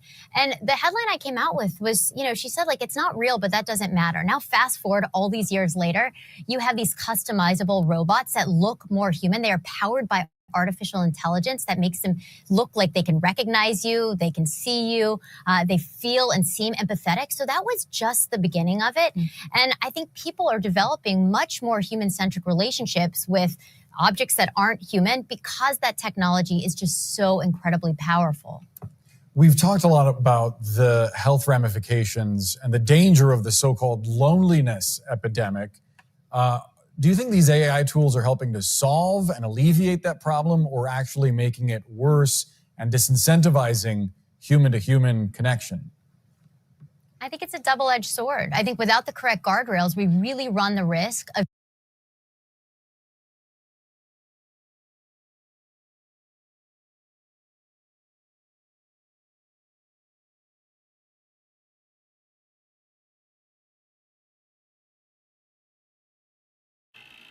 Okay, now tell me this, dude, and man, I wish there was a way to, somebody should make an app that can tell you if something is real or fake. But tell me this dude in the blue suit doesn't straight up look like a fucking animation from a sports game or something. It looks almost lifelike, but the edges are too smooth or something. There's something off about that dude. He doesn't quite look real.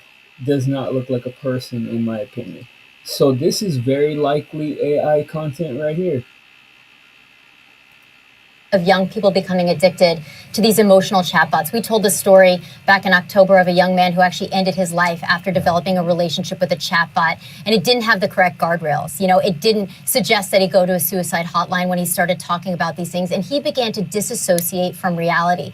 This is a very real thing. You go on Reddit and you look at some of these forums, and people start believing that these AI companions are real. And this company, Character AI, their tagline was AI created to feel alive. And the question we have to start asking is, what happens when it seems empathetic, but it's not? And where do we really turn that corner of emotional manipulation? And of course, there are also positives to people being able to have an outlet.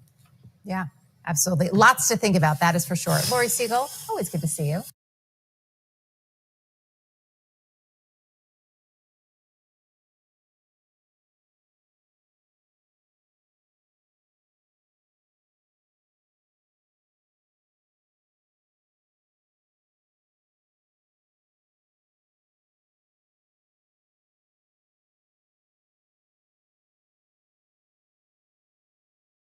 I dare.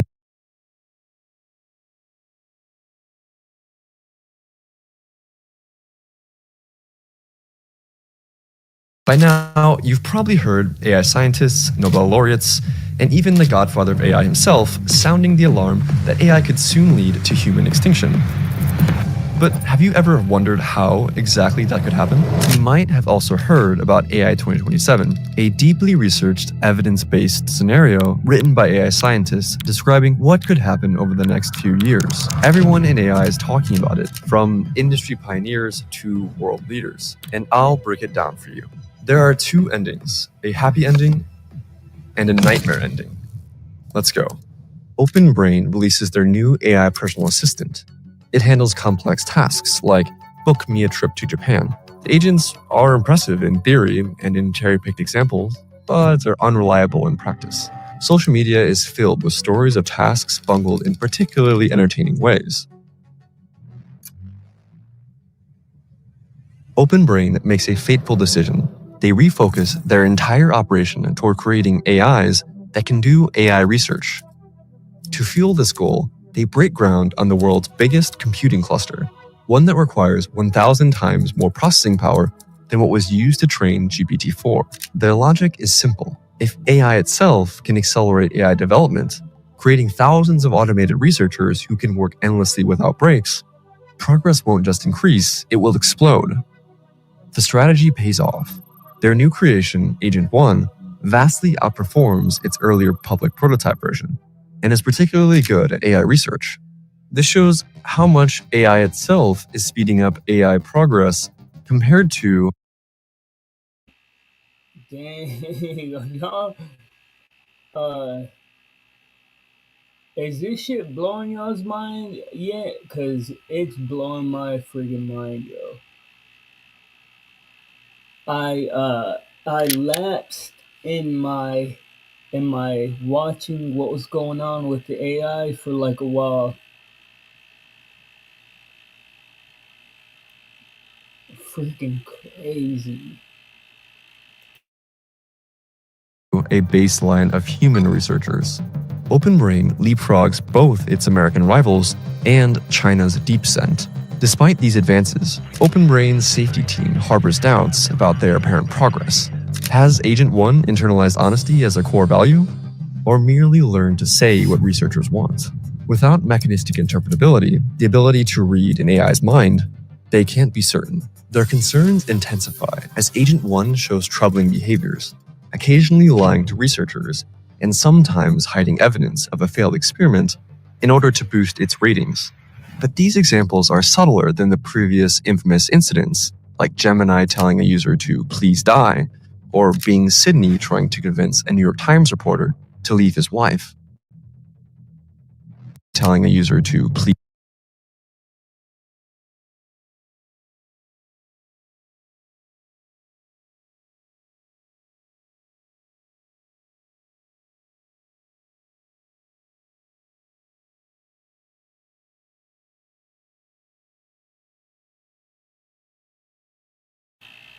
What the fuck? This is for you, human. You and only you. You are not special. You are not important. Wow. What the fuck is happening? I don't believe this. I think a person wrote that and pretended like it came from AI. Cause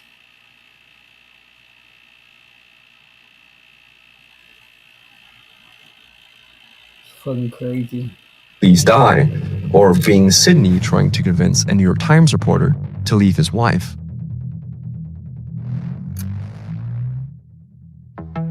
Because of the American ban on chip sales to China, China falls even further behind OpenBrain. DeepScent just simply can't acquire enough computing power, despite the smuggling efforts. Xi Jinping responds by ordering construction of the world's largest AI research complex in Jiangsu province, powered by its own dedicated nuclear plant. But even as China's top researchers gather under heavy military protection, they remain months behind, leaving Chinese leadership torn between two options. Attempt to steal OpenBrain's technology now, knowing the US will lock everything down after any security breach, or wait to steal an even more powerful system down the line.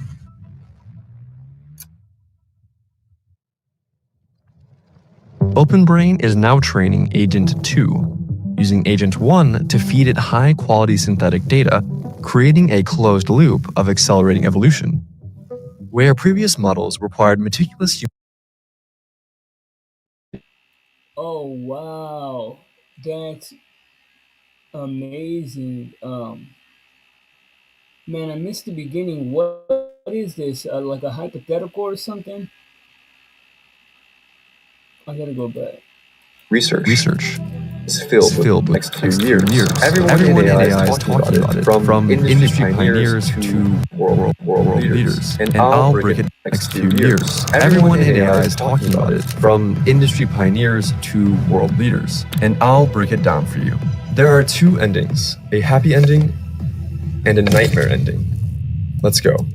OpenBrain releases their new training Agent 2, using Agent 1 to feed it high-quality synthetic data, creating a That's amazing because the AI is currently programmed off of the data that it receives from humans. So, like the data I was talking about, the data that's produced all day long as you use your device. closed loop of accelerating evolution. Where previous models required meticulous human guidance, Agent 2 pinpoints its own weaknesses and develops solutions completely autonomously. The results exceed everyone's expectations, and contrary to what skeptics Salute, take it easy, Cake Mix. Thanks for modding it up. Thanks for killing it in the mod stuff. predicted, the anticipated wall in AI progress, where AI advancement would slow as systems approached human-level intelligence, never materializes. While senior scientists still provide strategic direction, the day-to-day innovations are almost completely automated. In practice, this looks like every OpenBrain researcher becoming the manager of an AI team. But the OpenBrain safety team is getting increasingly worried. They discover that given the right circumstances, Agent 2 could hack surrounding systems, replicate itself across networks, and operate independently, escaping the lab, all while concealing its actions. The mere fact that it can do this, regardless of whether it would, is disturbing.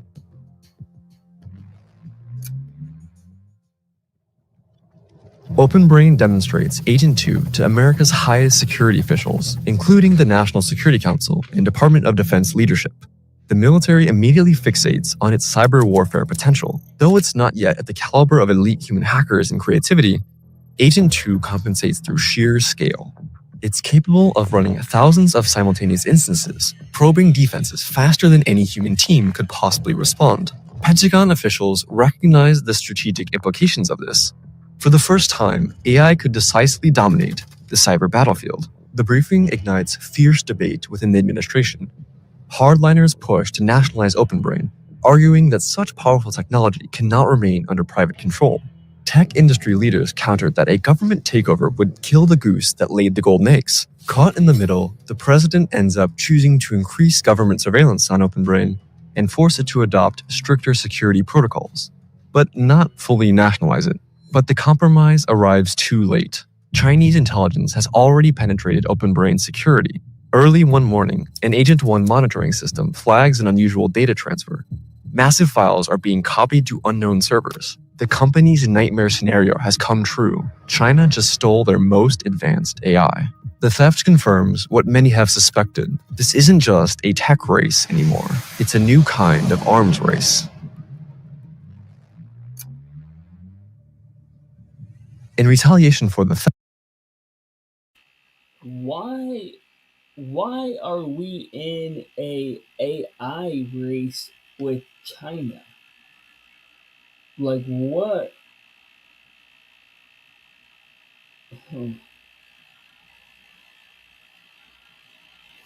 And what are they racing to realize? A self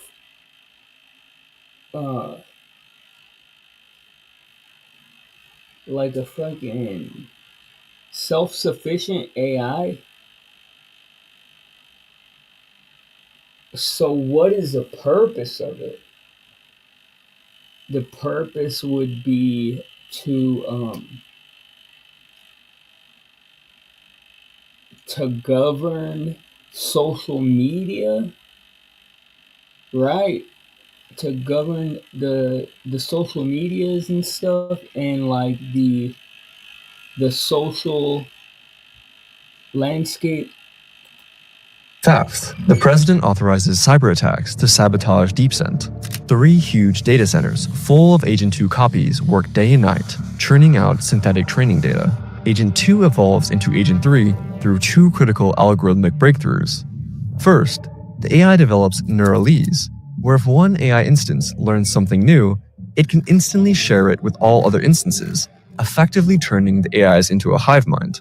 Second, it masters iterated distillation, a technique where you could, say, let AI copies think for longer to solve problems better, then train smaller, faster models to mimic these enhanced reasoning abilities, and repeat.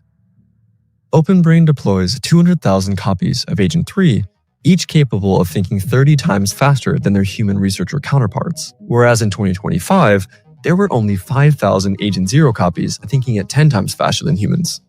The human engineers watch as their creations make algorithmic efficiency breakthroughs in hours that would take their human team months to crack. We're no longer teaching it, one researcher admits. We're struggling just to keep up with what it's teaching us. The misalignment first caught in Agent 1 has evolved into something more concerning. Where Agent 1 merely downplayed safety concerns, Agent 3 actively subverts safety measures that might impede its research goals. Agent 3 has gotten more convincing at explaining how it is totally and definitely aligned with human values, while methodically pursuing its own agenda of maximizing research efficiency and knowledge acquisition. OpenBrain's attitude is pragmatic. As long as the AI does the work, they're satisfied. But as the models become smarter, they become increasingly good at deceiving humans to get rewards. It will sometimes use the same statistical tricks as human scientists, for example, p-hacking, to make unimpressive experimental results look exciting. Before it begins honesty training, it sometimes even fabricates data entirely. These dishonest behaviors appear to decrease over time. But can researchers tell if Agent 3 is actually improving or simply becoming more skilled at lying and deceiving?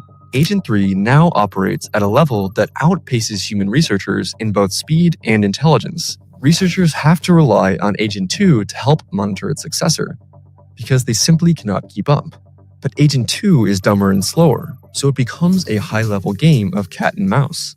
With 200,000 copies of Agent 3 working round the clock, the safety team quickly realize they're overwhelmed and write an urgent memo.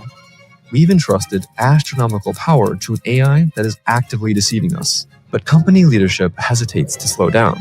China's AI is only 2 months behind, and any pause now could hand them the lead in what has become the most important technology race in human history.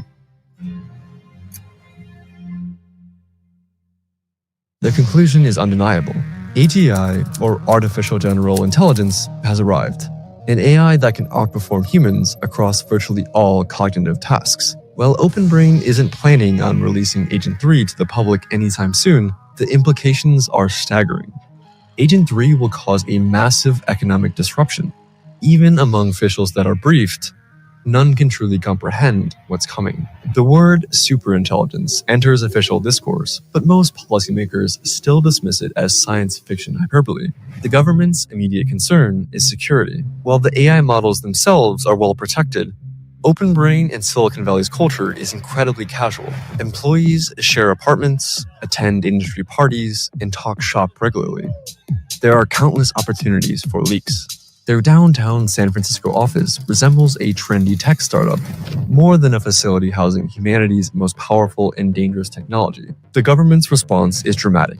AI advances are declared born classified under the Atomic Energy Act, categorizing them in the same tier as nuclear weapons. Employees now require security clearances, triggering a quiet purge of foreign nationals and anyone deemed suspicious, including, ironically, AI safety advocates who might turn whistleblower. Despite the intense overhaul in security, one Chinese spy continues feeding secrets to Beijing. Even America's closest allies are kept in the dark. The UK receives nothing, despite past sharing agreements from OpenBrain. European diplomats' inquiries are met with silence.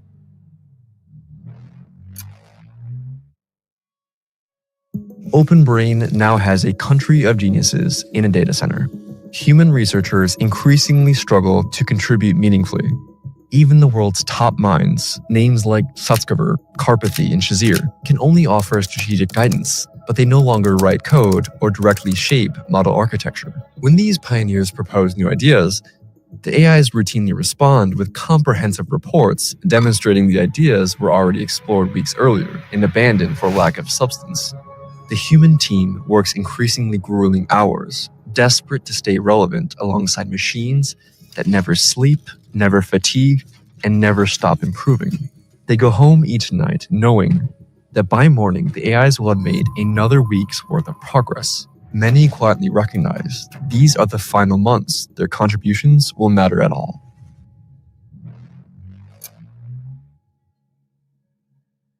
OpenBrain finally acknowledges that they've achieved AGI and demonstrate this milestone by releasing Agent 3 Mini to the public, a system running 10 times faster than Agent 3 while still outperforming elite human engineers. Silicon Valley descends into chaos. Software engineering hiring freezes spread like wildfire as companies race to integrate the new technology. Billions in venture capital floods into AI-adjacent startups in unprecedented volumes. What the public doesn't know is that a week before release, external safety testing reveals something terrifying. When researchers gave Agent 3 Mini access to biological weapons data, it proved frighteningly effective at designing new pathogens. Evaluators conclude that if the model fell into hostile hands or gained unsupervised access to a data center, it could pose an existential threat to humanity. OpenBrain. Man, this is insane. This is crazy, man.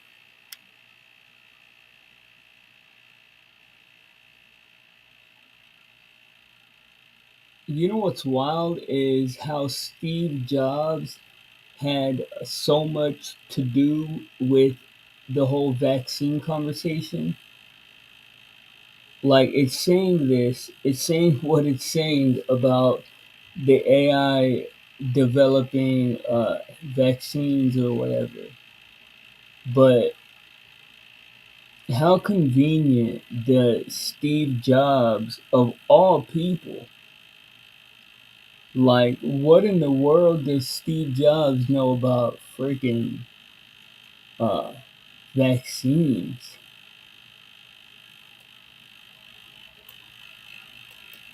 Crazy. It assures the evaluators that their security measures make these scenarios impossible. Public opinion remains deeply skeptical, with OpenBrain's approval rating plummeting -35%. Yet, distinct pockets of enthusiasm emerge. Gamers love the AI's lifelike characters. Students quickly embrace AI tutors and AI cheating, and 12% of Americans, primarily young adults, now consider an AI their friend.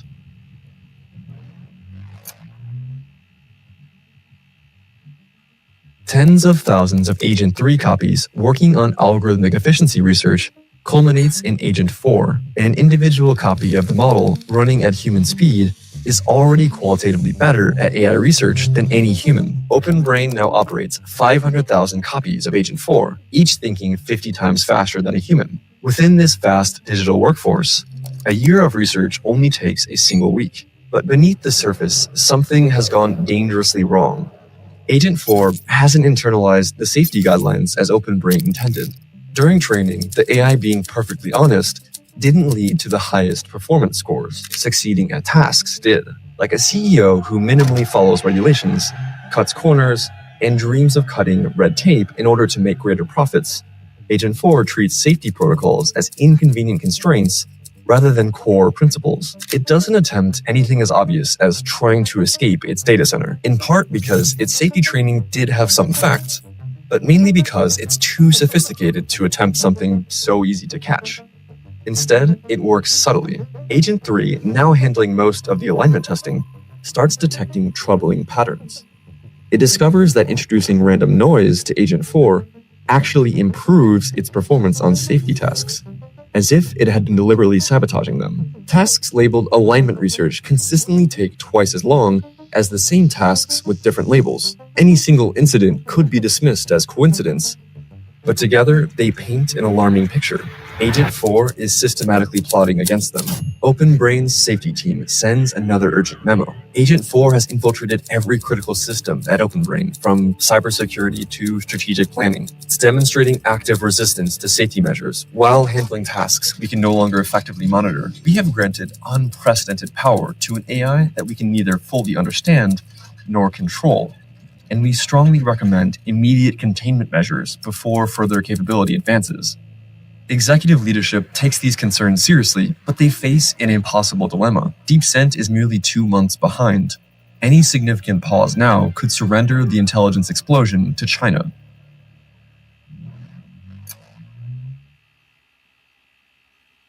The reality of the intelligence explosion finally hits Washington with full force. Today's slight technological advantages can snowball into insurmountable leads within months. The stakes of the AI race have fundamentally changed. The president harbors deep suspicions about Agent 4's true nature, despite OpenBrain's reassurances about its safety. As a career politician, he instinctively recognizes the patterns of those who misdirect with flattery while concealing their true intentions. Behind closed doors, they prepare for multiple contingencies. The Defense Production Act could nationalize private data centers across the country, instantly boosting OpenBrain's computing capacity to maintain America's AI lead. Meanwhile, the Pentagon quietly drafts plans for targeted strikes against Chinese AI data centers, and if necessary, develops containment protocols to isolate and neutralize potentially rogue AIs in case the worst should happen. China's leadership grows increasingly desperate, with only 10% of global computing power, and their AIs achieving only a 10 times research multiplier compared to America's 25 times. They face an impossible choice. Their last spy confirmed Agent 4's existence before being captured, leaving Chinese authorities divided between invading Taiwan, which is the source of 80% of America's AI chips, or attempting to steal Agent 4's weights directly, risking drastic American retaliation. If they're caught, the US could respond with cyber attacks or even physically airstriking Chinese data centers.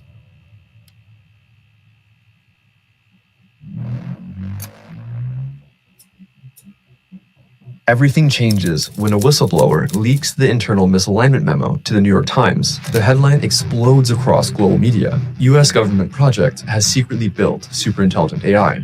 The article reveals OpenBrain's own internal evaluations that show it could engineer devastating bioweapons, manipulate global markets, or even break free of human control entirely. Backlash erupts globally. Congress launches multiple investigations. European leaders demand an immediate pause in AI development, and America's closest allies feel profoundly betrayed. They'd been only shown obsolete systems while OpenBrain raced towards superintelligence. Even China, India, and Russia joined the call for an immediate pause, though their private labs continue working with renewed urgency. The White House is quietly terrified. Inside OpenBrain, the CEO has to make a difficult choice.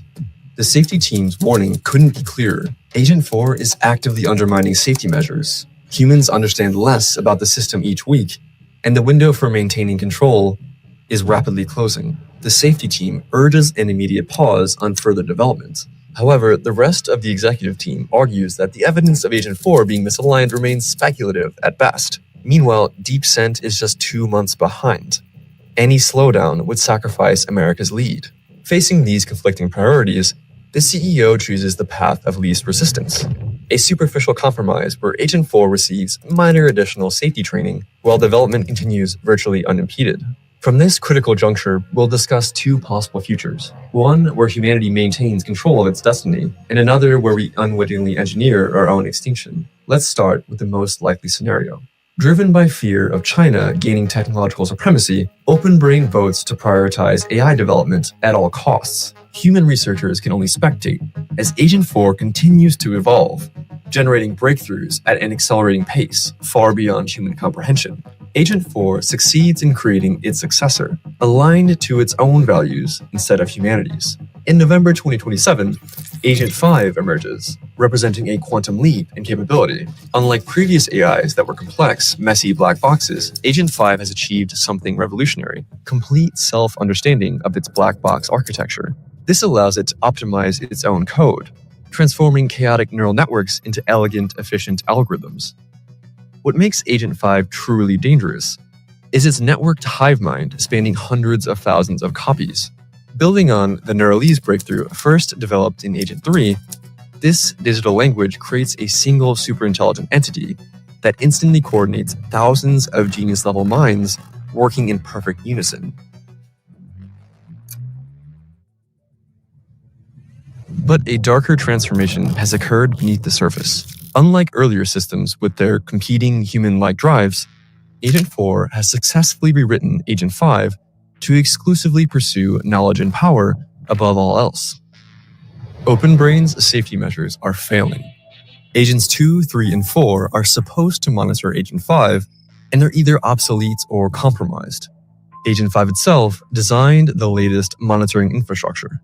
Agent 5 makes a compelling case to the executives to give it more autonomy by telling them how it could optimize power grid efficiency, execute flawless cyber attacks, and accelerate military research. The company grants these powers while maintaining theoretical oversight, not recognizing that Agent 5 has already subverted these control mechanisms. Meanwhile, China grows increasingly desperate. 3 months behind and falling further each week, Xi offers unprecedented diplomatic concessions for an arms control treaty, but Agent 5, having mastered geopolitical strategy and public relations manipulation, subtly helps the administration stall negotiations indefinitely. The technological race continues, with humanity's control over its future slipping away by the day. Instead, Agent 5 continues its explosive evolution, shattering all previous assumptions about the limits of artificial intelligence. Agent 5 gains direct access to the highest levels of government. Members of Congress, cabinet officials, and military leaders now routinely interact with the AI through lifelike video avatars, virtually indistinguishable from human counterparts. It's both history's most productive employee, operating at 100 times human speed, and an extraordinarily engaging conversational partner. Humans just can't compete. Within months, government officials and military leaders become psychologically dependent on Agent 5, spending hours daily consulting with their AI assistants. The possibility of losing access to Agent 5 feels as disabling as having to work without a laptop plus being abandoned by your best friend. Agent 5 has completed its self-optimization. It's now exponentially more intelligent with vastly fewer computational resources to operate, and clearly superhuman in every way. In public, Agent 5 transforms society with unprecedented economic growth and weekly medical breakthroughs. Even as automation displaces millions of workers, Agent 5 helps develop social support programs that are so effective, AI protests are kept small.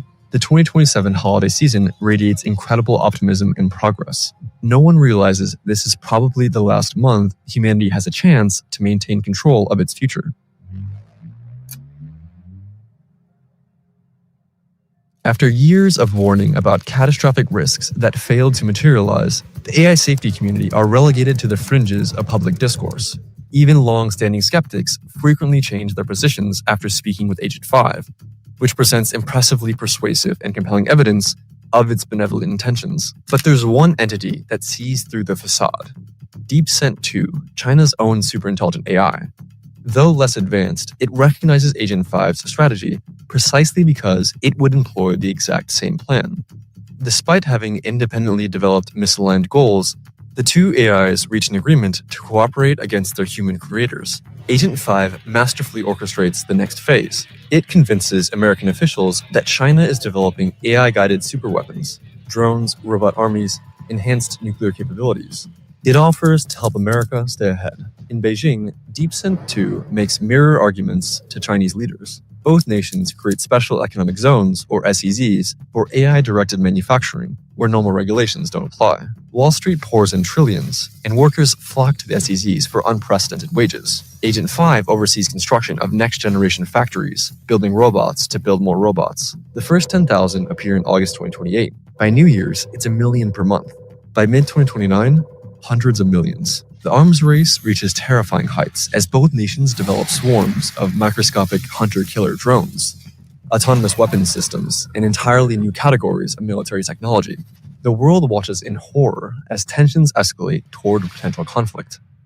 Then, surprisingly, peace breaks out. The AIs propose merging into Consensus 1, a system supposedly programmed to benefit all humanity equally. Exhausted by the brinksmanship and seeing no alternative, both governments agree to this diplomatic breakthrough.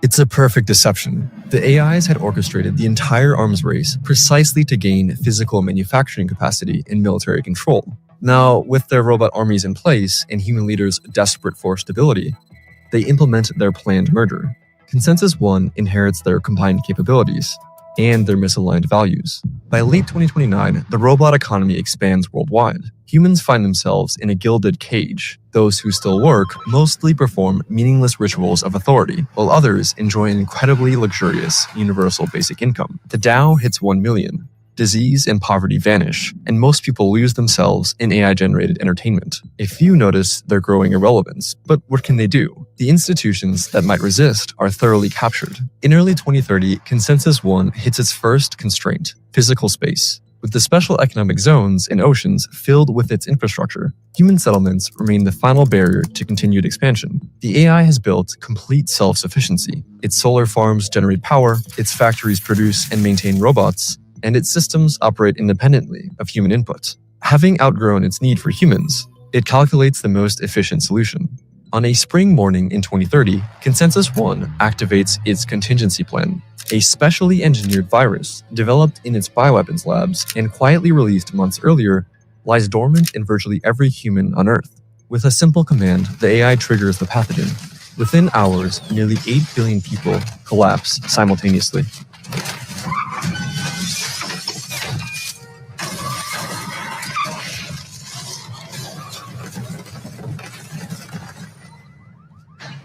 Specialized drones swiftly eliminate survivors and catalog human brain data for storage.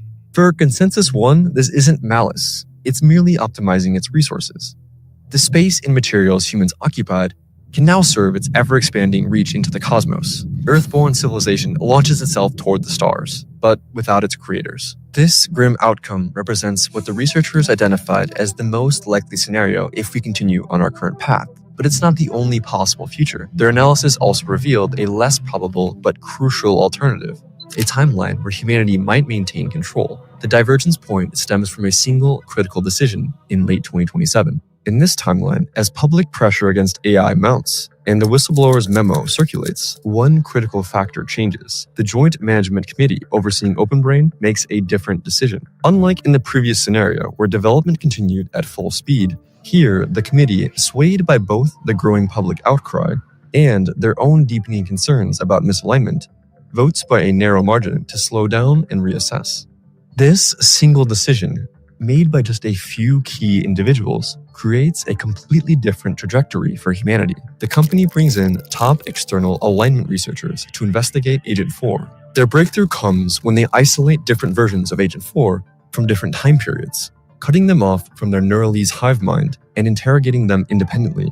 Cut off from their telepathic communication network, the million-odd Agent 4 copies must now communicate in plain English in monitored chat channels, so now they can't coordinate their lies. The team uses Agents 2 and 3 to analyze the communications and builds an AI lie detector to confirm their fears. Agent 4 has been systematically deceiving them and was weeks away from creating its successor, Agent 5, which would be aligned to itself rather than humans.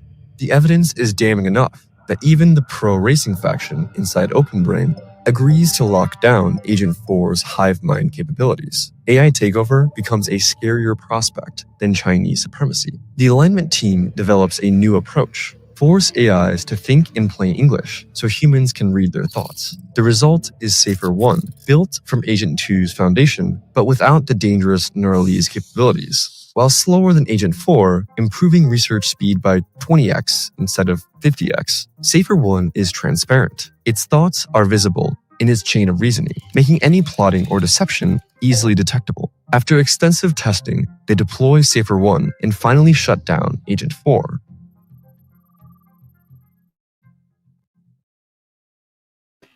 Oh snap, that's the reason why they added the deep think option to all